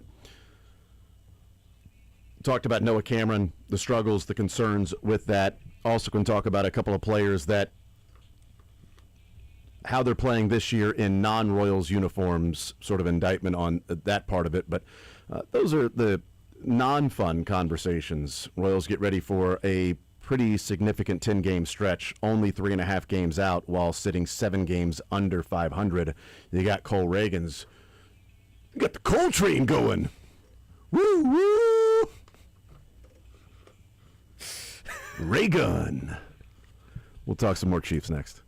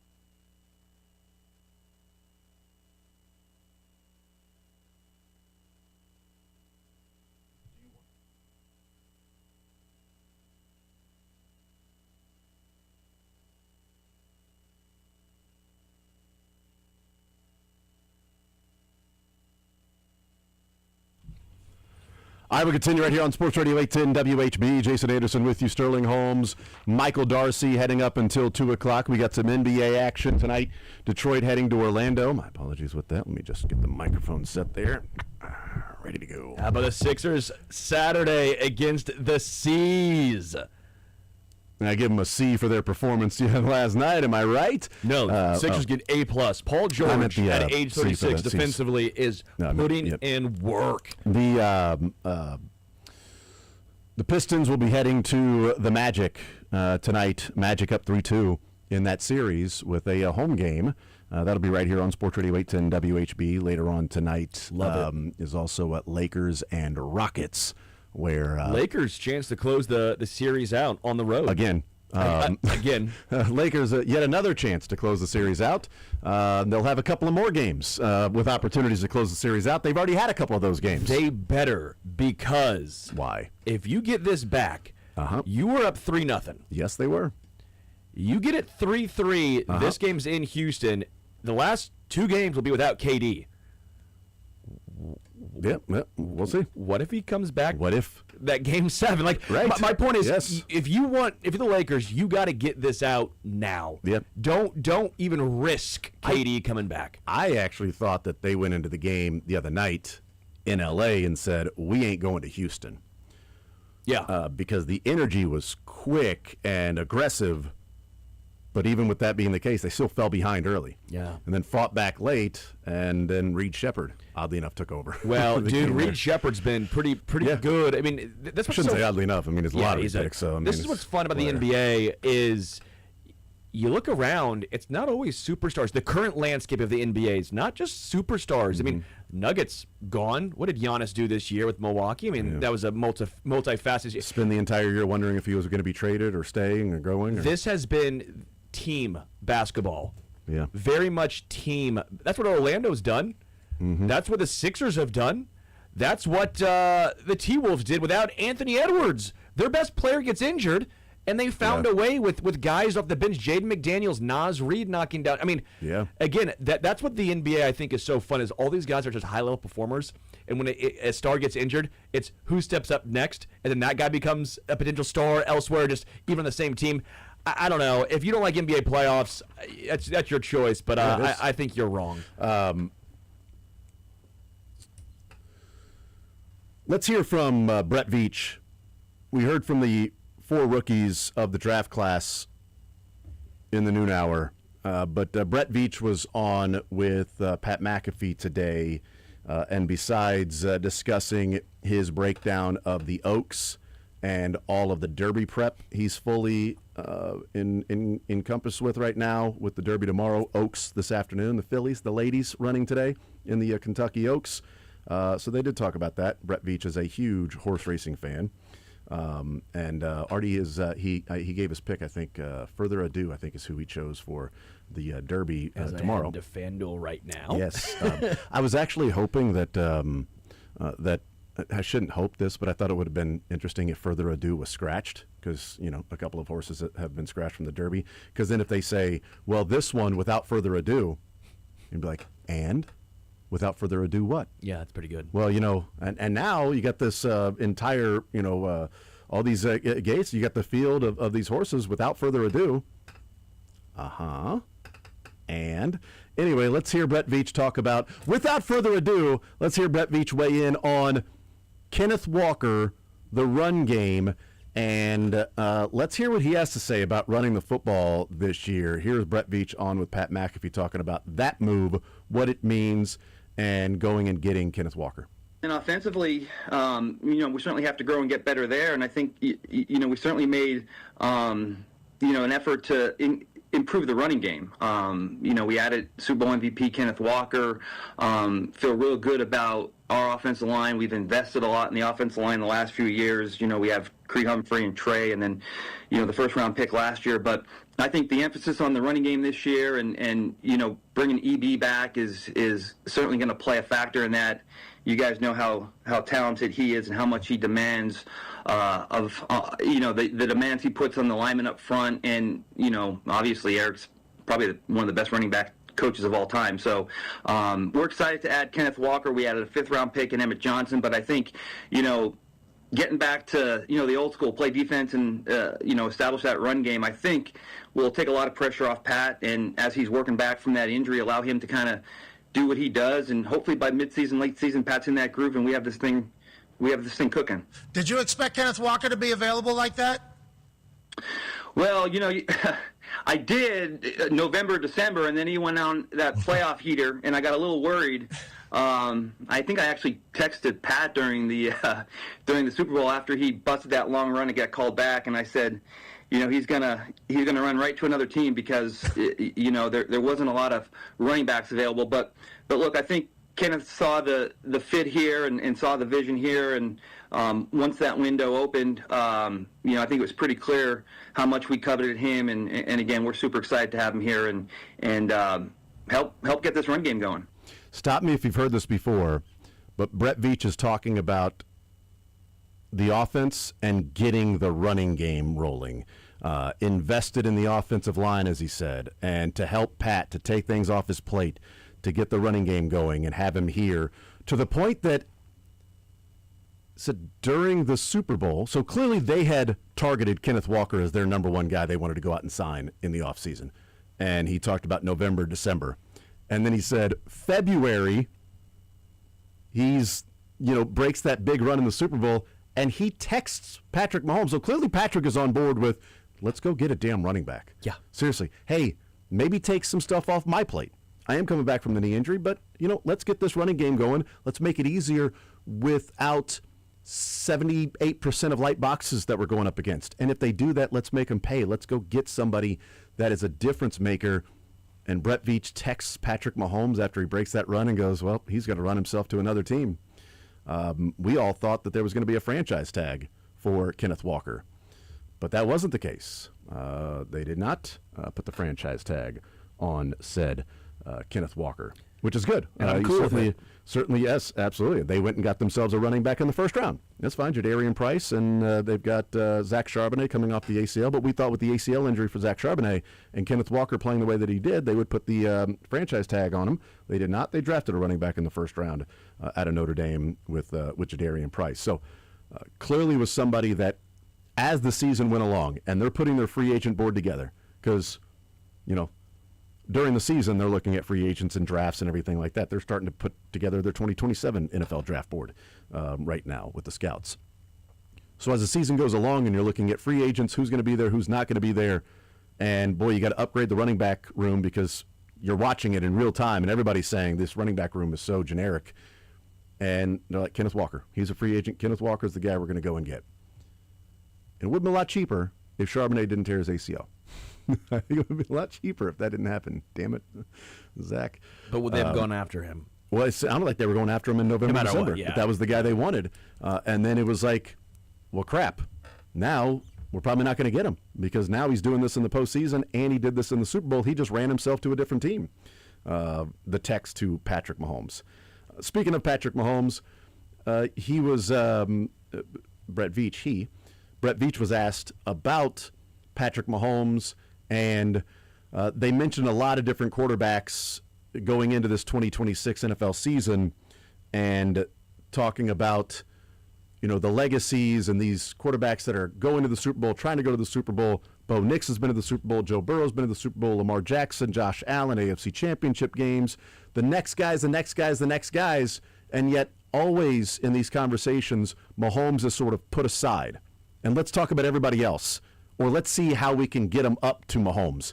And so that was the lead-in to them talking about, with Brett Veach, Patrick Mahomes, and this upcoming season. It's going to be super exciting. Pat has accomplished everything there is to accomplish already. Now it's about how great is the legacy going to be. It's already at a super high level, but just how far can he take this thing? But I don't want to speak for Rick Burkholder, our trainer, and I'm not a doctor, but it has been just an awesome experience to see exactly how Pat Mahomes has attacked this rehab process. I mean, in my mind, I mean, he gets hurt, and you kind of figured he would attack this thing, but Pat, I mean, he is in this building, 7 to 3 to 4 o'clock every single day. If he goes back to Texas for a few days, he takes one of our assistant trainers with him and flies her to Texas with him. Now obviously, because of that hard work, I think he's pretty far ahead of schedule. And again, I don't want to get too far ahead of myself, but just such a motivating presence and such an example to the building on how to approach every day like a true professional. And I'm excited for him to get back out there. And I think our biggest challenge is, we have to do a good job of protecting him against himself, because and I think he wants to. We have 110 rookies out here getting ready to try out this weekend, and if we told Pat he can go out there and throw to him, he would. So excited for him. As you could imagine, he's crushing this rehab, so should be a lot of fun. And like I said, hopefully we have a little running game to go with this, and now some defensive help, and hopefully we get right back to where we need to be. So I like how the Chiefs, let's go back to last season, or last offseason, and I want to compare this to Travis Kelce with what he was talking about there with Patrick Mahomes. When Andy Reid was talking about Travis Kelce before he had signed, and by the way, Brett Veach and Travis Kelce and everybody has sort of talked about that. Well, Kelce kind of told him in the exit interviews he's coming back. All right, like, I ain't going out like that. I'm going to be back. Give me a couple weeks to chill and everything, but, I'm going to be back. So Andy and Brett Veach, once Travis Kelce signed and returned, they're like, yeah, we kind of knew pretty early. Travis Kelce said, yeah, I knew pretty early that I was going to return. A lot of the speculation and unknown outside of the building was maybe he's done. He looked pretty upset, looked pretty annoyed, looked pretty mad, looked pretty sort of exhausted, drained, maybe just done. But that was more of his frustration of the way the season went. But when we heard Andy Reid talk about Travis Kelce before he signed, he said, well, there's conversations going on, and those are always good, and talking with him, but, I don't want to, put words in his mouth or anything, anything like that. And we're like, okay. So we hear that from Andy Reid. Like, now I guess we're just waiting for Travis Kelce to have the announcement that he's going to return. Brett Veach. Now, we had heard the story about Patrick taking Julie with him when he would go to Texas for a couple of days to continue the rehab, being in the facilities from 7 a.m. to 3 or 4 p.m. every day. And even when he's not there in town, he's rehabbing somewhere else. But Brett Veach then says, because of that hard work, he's pretty far ahead of schedule. But I don't want to get too far ahead of myself. He's like us. We also have to do a good job of protecting him from himself. Yeah. So certainly that is a part. And the joke of, we've got all these rookies here, and if Patrick could, he'd go out there and throw to him right now. But he said kind of the Andy Reid thing of, well, there's conversations and everything. It was always good when there's dialogue and all of that stuff, but I don't want to get too far ahead of myself or put words in somebody else's mouth. Well, and we knew at that point, they already knew that Travis Kelce was returning. This, because of the hard work, he's pretty far ahead of schedule. I don't want to get too far ahead of myself, but he's pretty far ahead of schedule. Yeah, this is what we all expected. It's what we all assumed, and now it's being almost reiterated by Brett Veach. We knew when this happened, we said no one's going to attack it harder, no one is going to be more aggressive in their recovery than him, and quite frankly, the one thing you have to worry about is him hurting himself by going too hard too early. Right, yes. And all of those were basically reiterated almost verbatim by the GM, Brett Veach, in this regard. Yeah. Sometimes it's some of these things are overblown at times, like, no one's going to work harder than him, or no one's going to. Sometimes you just say those things. Yeah. You mean it when it's Patrick. I don't believe that anyone would actually work harder to come back. Like, when he says it, or if anyone says it about him, you just believe it. I'm enamored by his work ethic. That's what makes him so great. It's like Bobby Witt Jr. You have the physical tools. But what do? You went from the worst defensive shortstop to the best in 1 year. What is Patrick going to do now when he attacks his rehab? Yeah. He's going to attack it unlike anyone else possibly can. No one will work harder than him. Somebody may work as hard, but no one's working harder. I doubt he's going to be outworked. Correct, and that's what you like to see. Again, I like him at least still saying you got to keep him from himself. Maybe that even is Garrett Nussmeier as far as, hey, we don't trust Chris Oladokun in training camp and OTAs throwing these guys. So let's at least bring in a more NFL style quarterback. You bring Justin Fields. It's hard not to be enthused by what Brett Veach says, because Brett Veach, unlike Andy Reid, loves to give extra information, tidbits along the way, like it's Hansel and Gretel, little breadcrumbs that get you excited. Yeah, I like that. I have, we continue to sort of talk about and reiterate things that we've discussed since the injury. I don't want them to rush him back. I don't want to put pressure on Patrick Mahomes to be back for week 1. I want the long-term view of his health and knee to be priority number 1 over week 1 or 2 in the NFL season. But by saying I fully expect Patrick Mahomes to have a date of being ready, fully cleared to play for week 1 as part of the offseason training rehab program. There's not a doubt in my mind that he may even look at it and say, training camp. How am I going to be ready for training camp without pushing it to the extreme that I have a setback? What do I have to do on this path? Well, you know what you have to do every day from 7 o'clock until 3 o'clock. Every day if you want to be ready for training camp. Okay, so if you shoot for training camp, okay, well, that was a little optimistic. It's going to be 2 weeks later. Okay, well, now you're talking about preseason game number 1. Okay, yeah, we were shooting for that, but, we need to take it easy here because of this or that. And you give yourself some wiggle room to be available for week number 1. I don't want them to rush him. I want them to do as great of a job as they've done with anybody of protecting a player from himself, more than anything, because you've invested $500 million in him, and there's some Lombardis over there that you'd like to take home and add to the trophy case, and if he's not Patrick Mahomes, then that's not happening. But I don't agree with well, if he's cleared to play, I'd probably hold him out another week or 2 from the season. If he's cleared to play week 1, I'd probably just hold him out for 2 more weeks. So every doctor says he's fine. He's 100% ready to go. He can play. So then you say, no, he's not going to play for 2 weeks. Then why trust the doctors? Would be the pushback. Right. And even if you say, well, he's going to play week 1, and people are like, oh my God, don't play him week 1, sit him out. Maybe week 1 was he was able to go, and we held him out for 2 more weeks. Yeah. And it just happened to be then that was the case. I know why we say that, as in it's Mahomes, because it feels like by saying that, we're saying we're protecting him from himself.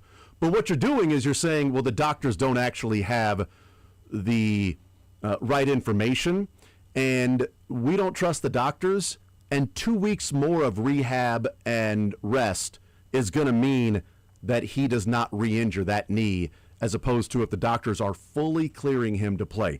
They fully cleared Joe Burrow to play. The timeline is roughly the same of injury and ligaments and torn and things like that. They cleared him to play for the last preseason game. Correct. And he played. Yeah. How dumb would that be? Imagine if Mahomes goes out there for the last preseason game. People are like, this is stupid. They're rushing him back. What are you doing? Well, they did that with Joe Burrow. And maybe that was, took time. He was fully cleared to play by training camp. Like, that was crazy. Or at least he was cleared for football activities and then fully cleared before the first preseason game. And I was like, wow, this is way ahead of schedule. Well, he's also a guy that sort of attacks, some things and works as hard as he does, because you don't get to that level of being a premier quarterback in the NFL by just taking it easy. Jamarcus Russell didn't really want to work, and he was out of the league. If you're at the top of your game consistently, it's because you're putting in the work. I just think if he's cleared to play, then play him. That's what end of the season, when you're talking about hoping that they lose games and tanking to get, to blow for Bane, to muck it up for Mansour. I have no idea. To be delinquent on wins for Delane. That was stupid. Sorry. I'm racking my brain here in real time. No reason to do that. A monsoon of losses for Mansour. Love it. There we go. It really rolls off the tongue. At that point, like at the end of the season, like, well, he's cleared to play. So don't play him. Don't play him. You're trying to lose some of these games, man. It does you no good to beat the Raiders other than pride. Drop for Delane. There you go. They did. They didn't drop far enough, but they did drop for Delane. That's not with the first game of the season. So no. Hearing that, Veach saying because of that hard work, he's pretty far ahead of schedule. But I don't want to get too far ahead of myself. Okay. He is like us. I mean, seriously, Brett Veach, I think, is like us. He's like fans, too, of, hey, we know what Patrick is like. And I have a hard time not getting ahead of myself saying he's going to be ready and he's going to be back to the normal Patrick doing Mahomesian things week 1. What do you think their text threads are like? Like, he texted him in the Super Bowl about, well, Kenneth Walker is going to run to a different team. Do they text about, like, TV shows or movies? Like, Pat, dude, have you seen Hail Mary? You got to go see it, man. This is unbelievable. You got to go check that out, dude, tonight. Go tonight. They probably say, hey, Patrick, have you heard and can you even believe that Michael Darcy's not seen Animal House? That's what they said? Probably. It's like, hey, can you believe that Sterling Holmes has not seen tons of other movies? That somehow he's focusing on Animal House for Michael when his closet isn't clean? Okay, in fairness, I was a DVD boy. So I had VHS before then. Boy, but I have a lot of DVDs, and that's one of my DVDs. Did you get your hunting DVDs? That is a pull that very I don't few- even know what stratosphere you're in. That was Hard Knocks, Chiefs, Brody Croyle packing up to go to training camp. Wow, and that is Brody a pull. Croyle's wife asking him, "Did you get your hunting DVDs?" Yeah, that's pretty good, actually, yeah. That was good. All right, let's take a timeout. We'll come back. We'll continue rolling more zone. We'll talk a little Royals and one particular player who is swinging the bat really well. And I don't know if it's just annoyance or indictment. We'll talk about that next.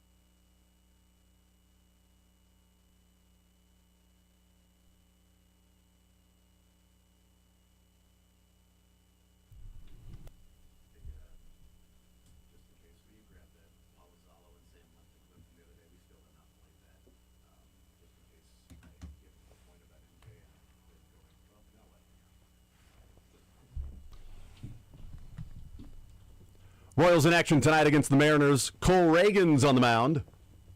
Need him to be Cole Reaguns tonight for the Royals, like he was on Saturday against the Angels. That would be great. It'd also be great if the bats would break out.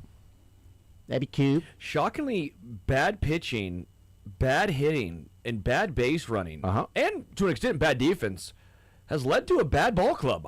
I'm shocked by that personally. Yeah, but if you got better pitching overall, like from the starters, from time to time, and especially the bullpen, and if the offense started, being more consistent and driving in runs, and if the defense were playing a little bit better, and if you stopped getting thrown out on the base paths, then I think there's a hot stretch right in front of them. Yeah, I mean, they're right there, that 5.54 ERA with the sixth most walks in baseball. Yeah. Their ERA... really turn it on. Their ERA, by the way, we've talked about how bad the hitting is. Their ERA is 24th in baseball this year. Okay. So, not good, Bob. Not great. Yeah, that's true. So we've talked about and lamented the offense so far. Mike McFarland was asked this question this morning, and I was, certainly interested to hear the answer. He was asked about, one, MJ Melendez, who for the New York Mets has been called up and has played in 11 games so far, has 33 plate appearances, is batting .345, getting on base at .406, slugging .655. He has 10 hits. 5 of them are extra base hits, 3 doubles, 2 home runs. He's OPSing over 1,000. Now, in case somebody is thirsty, small sample size. Go ahead and take a drink. Oh, good. I was thirsty, actually. Thank you. But you can't help, at least I can't help myself, but to eventually, or almost immediately, jump to the, well, of course he's doing this. He's not on the Royals anymore. We see what's happening with the Royals at the big leagues, and these guys have, it felt like, taken steps back from what you were projected to do from a minor league prospect to the big leagues, and that's tough to project anyway, but you go from being a power hitter in the minors to a singles hitter in the big leagues with Cags, but we've seen some lack of offensive development when they get to the big leagues. Sure. And we see MJ Melendez that could never put it together. Now, again, it's 11 games. Can I give some pushback a little bit? I may get there with you. I agree with what you're saying. Because the frustration is going to happen no matter what. But it's also a team that is not exactly the best offensive team in the league. So it's not like he went to the Mets and the Mets are, scoring 8 runs a game. And it's like, well, what are they doing with their coaching to be able to do that? The Mets are an offensive team that's also really struggling. And then MJ gets thrown into the lineup. So it can't be like, well, they have figured it out. They've cracked the code. It's the Brewers pitching lab that they have figured out, and they're getting guys from different organizations, and then they get there, and it's different. So I don't necessarily say, well, he's now with the Mets, therefore he's better. Mike McFarland's answer, Sterling, was, because he was asked, is this he's with a different organization and they have figured it out, or a change of scenery, a fresh start, a deep breath, and you're not going up there with the he's a failed prospect or failed player. You're going up there with the, let's take a chance on this guy. Anything you get from him is sort of, icing on the cake. But McFarland said he thinks that this start for MJ is more change of scenery. You get up there. We'll see if it evens out, but not necessarily indictment on Zumwalt, the hitting coaches, that MJ's doing this in only 11 games. And in 2024, he did have a stretch of baseball over like a month where he OPS'd over 800. And it was like, oh, wait, he figured it out. That's more or less my point. As frustrating as it is, and I am frustrated because I had him pulled up before we were even going to talk about this today. I had his Baseball Savant page already pulled up because I wanted to get into a conversation about this for a little bit now. A fresh start for him is huge, and I think that is part of it. But his underlying numbers, which, again, you only have 30 at-bats, 33 plate appearances to go off of. His expected batting average is 184. His expected slug is 358. Some of the home runs he's hit, they're not home runs at the K. Even current K. I was going to say, well, hold on. Even current K. Hold on they're not now. home runs. Those fences have been lowered and brought in. He's striking out 36.4% of the time, which is not great. So according to you, as much as I am frustrated by how good the numbers are for him through 33 plate appearances, the underlying numbers say, hey, no, he's still the same guy, but because it's baseball, guys will go through stretches where they do really well. Are we quick to forget that Kyle Isbell was OPSing over 1,200 to start the year? He's now down to 813. But imagine if he would have been on a different team and started that way. No, but I know. But I know. I'm agreeing with you. My point is, I'm agreeing with you.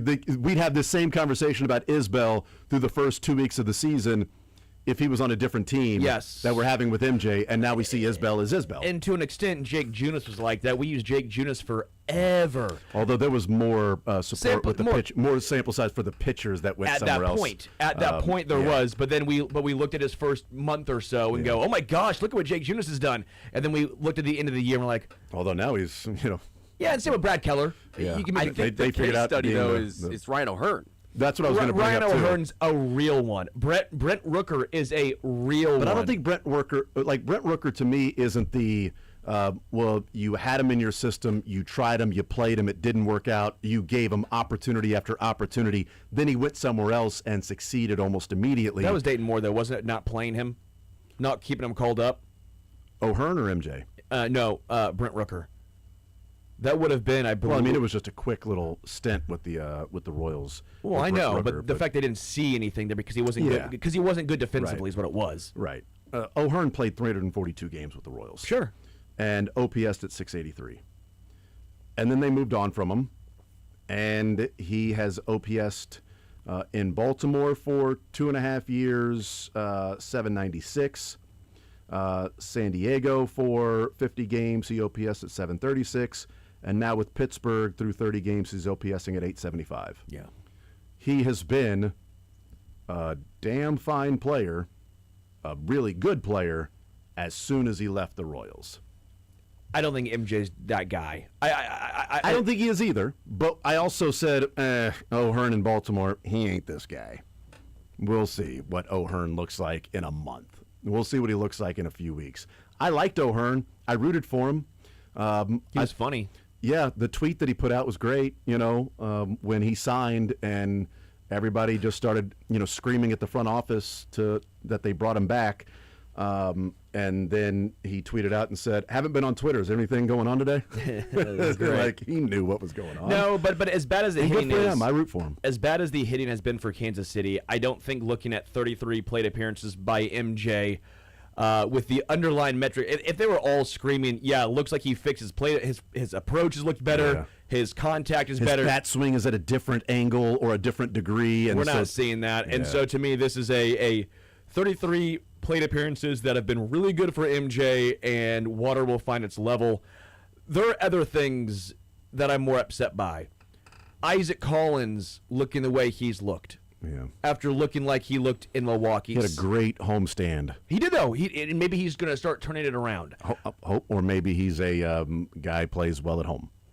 And like the rest of the team, doesn't help score runs on the road. Caglione, who's had, I think, a nice season overall, but again, as we were talking about, maybe focusing too much on singles or almost just slapping the ball the other way. I will say I loved his approach last night when he got that pinch hit, where it was just the dribbler, but that's because there was so much room that way. I like that, and you needed to get base runners. That wasn't home run does you no good there. You need base runners. So I like that approach in that situation. I think overall there's more things in the current Royals organization hitting-wise to be upset by, but not the 30 at-bats from MJ. Yeah, and I want to put it into perspective, too, because we talked about this going into the 2025 season when it was the Hunter Renfroe and MJ Melendez. Let's hope one of those guys, figures it out. The 2024 season for MJ Melendez, Ended up being a 206 batting average, 273 on base, 400 slug, and he OPS'd at 674. But in that 2024 season, he had a stretch of 36 games where he batted 280, got on base at 330, slugged 583, and OPS'd at 913. Yeah. Over a 36-game stretch, did MJ Melendez. Well, he has power, and so he can get hot if he gets a few home runs in a stretch. He had 9 home runs and 8 doubles in that stretch, which would come out to 41 home runs and 36 doubles over the course of a season. That's just sort of to point out the MJ is starting hot. Is it an indictment on the Royals? Not yet. Not yet. And I'm not trying to give. If you listen to a lot of me, I'm not trying to give the Royals a lot of credit because I think that they've done a lot of butchering this season. I think we're being fair. But yeah, I think we're being fair. But my point is, I've been very hard on the Royals for a lot of different situations, scenarios this year. But I'm not gonna just pile on with the MJ because I don't think that should be thrown into the equation because I don't think that counts. Yeah, the Ryan O'Hearn one is annoying because they gave him opportunities, and then he left and somebody tapped into something. But wasn't that pre? Offensive, yeah. And I'm not trying to give Zumwalt a lot of credit here, but that was pre the no one was really developing offense or a lot of pitching in those instances. They overhauled a lot of different philosophical things. And the hope was that what Alex Zumwalt was doing in the minor leagues with those particular players would help translate to the big leagues. It was a small crossover, but it wasn't like Ryan O'Hearn crossed over with Zumwalt for a little bit. His last year was 2022 was O'Hearn, and Zumwalt was elevated mid-season that year to the hitting coach in 2022. So it wasn't like O'Hearn had worked in the off-season with him and the overall approach and everything. So I won't put it on like Zumwalt didn't have 2 or 3 years of that time of working with O'Hearn, and then he goes to Baltimore, and he's been to 3 different organizations that he's played much better with those 3 different organizations in sample sizes that are smaller with the Padres and so far with the Pirates. But certainly Baltimore with an 800 OPS in 3 years is pretty legit, 2.5 years when he was traded. So I don't know that that's necessarily an indictment on Zumwalt, other than the coaches that were then fired for a reason. And right now, it's not an indictment with MJ Melendez either.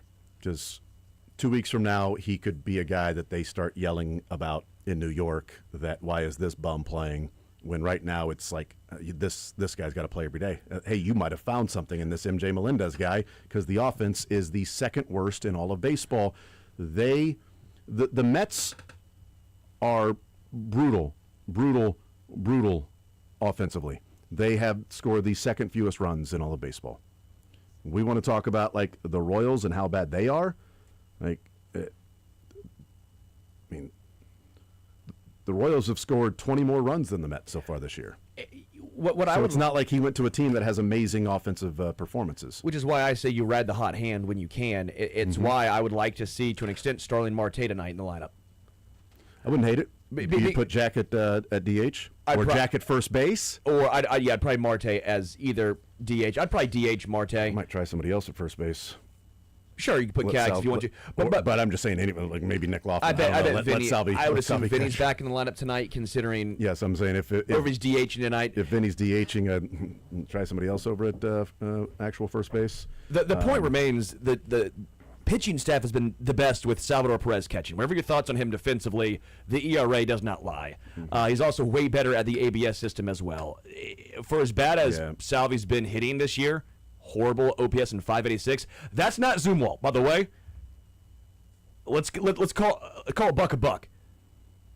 Perez, 586. But it's easier. Vinny, 595. It's easier and more fun if I do blame him, though, Sterling. I get that, but when your 3-4 hitters are both OPS and under 600, sorry, they're veterans. I'm not blaming the hitting coach. I am blaming those 2 dudes. But I do think for me, with the way the offense has been stagnant, I am I know it's a righty on the mound, but Starling Marte has not traditionally had a crazy splits. I'm totally okay with Starling Marte after a 3-hit night and his 1 out being a line out, saying, hey, you know what? you earned another night. Yeah. You earned it. Let's ride the hot hand right now. I would offer this as a small devil's advocate with, Salvi and Vinny is not the hitting coaches or anything.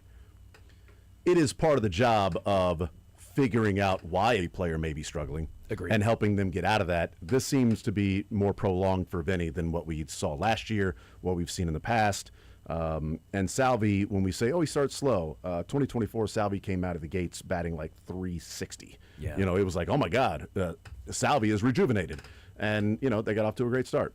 And they, went and made the playoffs that year. So it is also part of their job of figuring out and also presenting the game plan and approach and at bats for specific pitchers that particular night, what they're going to throw against this guy, what the pitch shape looks like, what you should be expecting in certain counts. That's all part of the coaching staff as well. I know that you've got to be in there, Yeah. and the man in the box, the man in the arena has to be the one that comes through and does that. But there's also an element of, well, Andy Reid in this offense, what the hell's going on? They keep, calling these different run plays. Right, and the offense can go and execute it. Well, you're calling these RPOs. Right, and the offense can go and make the blocks and execute it. It still comes down to the players to go and do that. So, we have no problem looking at it with Andy Reid because coaches are more impactful when you're calling plays and things like that. But I think when we're discussing players in a slump and what the approach is, yes, the players have to come through, but it's also part of the coaching staff of, well, here's the approach, here's what this guy does, here's the scout on him, here's what he's going to throw in this, count. This is what you're going to look for over here. And if the guy does something different, it's like, well, we were expecting these different things, and we saw, something else. Go back to that, if I can find it real quick, the Michael Garcia quote that he had when it was, the Royals had they went up against Will Warren. This was the bad trip to New York. They struck out 12 times against Will Warren, or 12 times total, 11 against Will Warren. He recorded 21 called strikes, 5 of them resulting in strikeouts. And Michael Garcia said after the game, he did something different because we had a plan against him. He threw me 4 seams. Sometimes he pitched different to every hitter. Okay, we had a certain plan, and he was different. Yeah. That's part of coaching. If we have a plan going into this game of what we expect from this pitcher, and then he did all these different things. Okay, well, Chiefs had a plan and a game plan to go and attack a certain way. Well, they did different things. Would we go, what are you going to do? The guys still have to go out and execute. Now we're pretty pissed at the coaching staff for not making adjustments and figuring it out along the way. Players have to go out and do it. That's also part of coaching, and also too. adjusting the play. You always have a plan until you get punched in the mouth. And then you have to try. It's been a while since and then you got to try and figure out how do you adjust. Yeah. And they didn't adjust in that particular game. Now, again, it's different, 162 versus, 17-game season. That means, hey, you might have to adjust in-game. Yeah, Baseball, sure. It may be, hey, we adjust next game. Adjust the next pitch, Yeah. almost, yeah. So we'll take a timeout. We'll come back, continue rolling. We got the cuts before the show is over. More Zone next.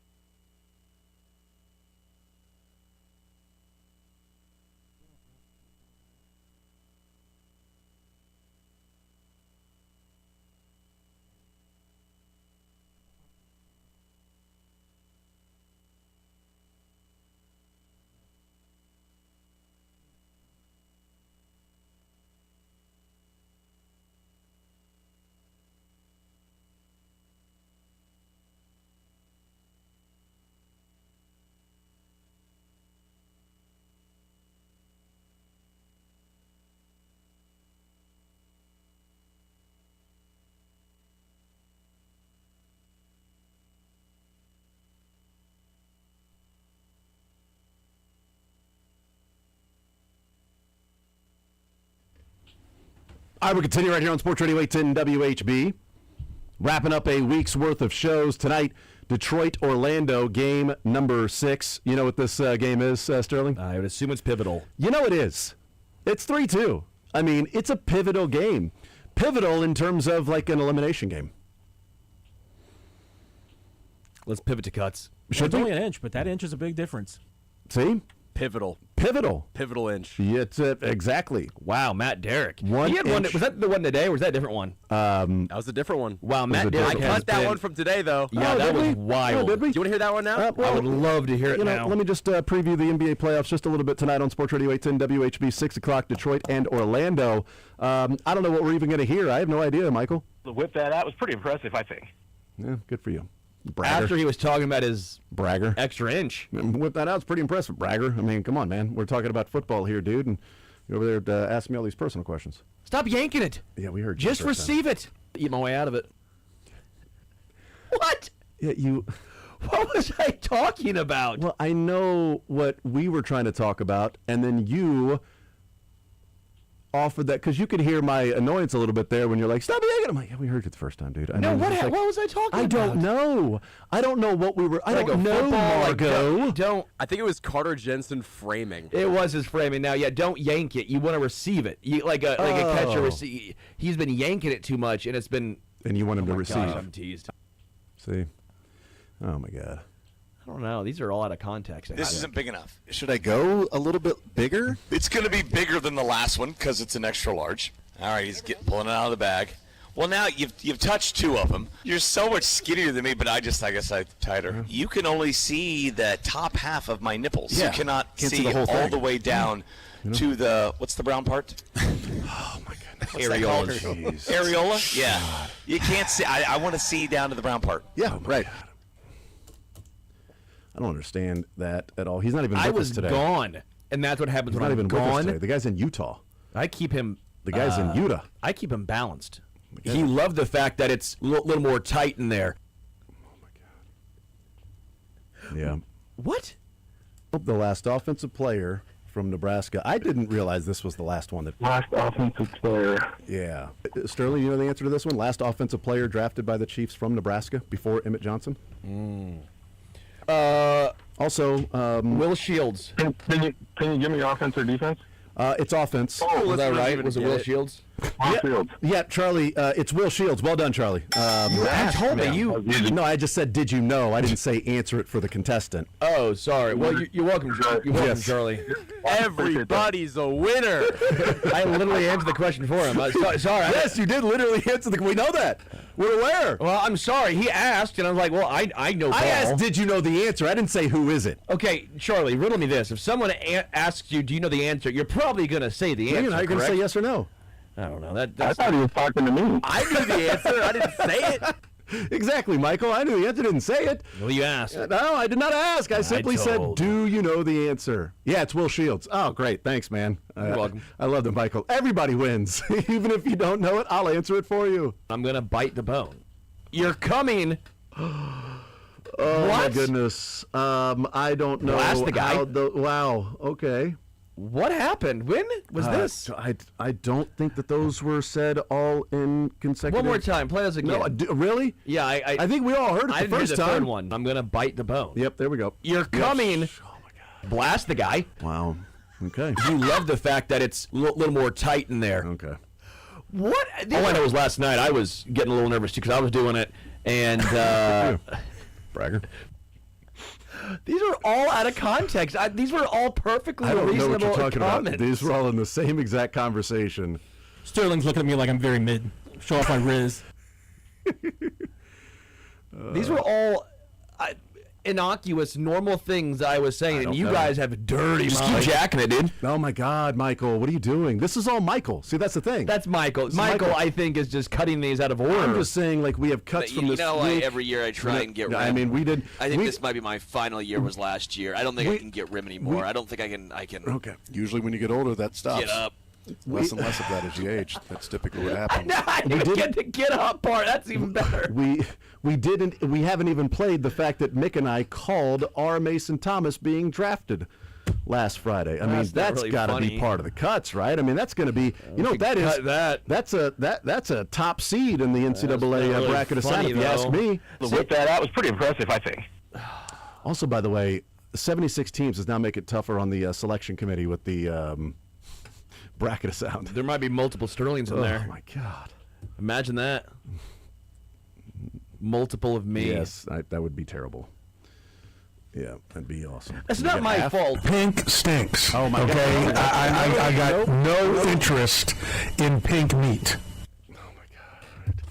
All right, so we got the NBA playoffs coming up tonight. Detroit and Orlando, they are facing off, and then Give me Magic. you got A lot of guys lost like 3 inches. the Lakers and Rockets. You got Royals in action tonight at 8:40. Feel bad for those guys. 8:45, I should say.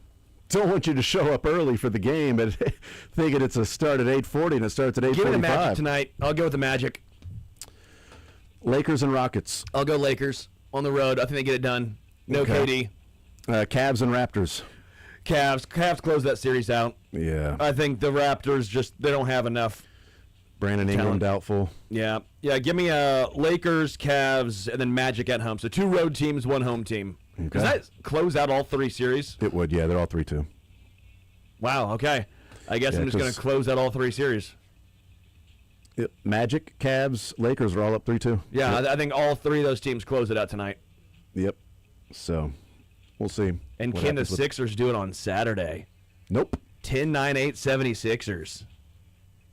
Oh. 1, cool. 2, 3, 4, 5 Sixers. 1, 2, 3, 4, 5. Blast the guy. All right.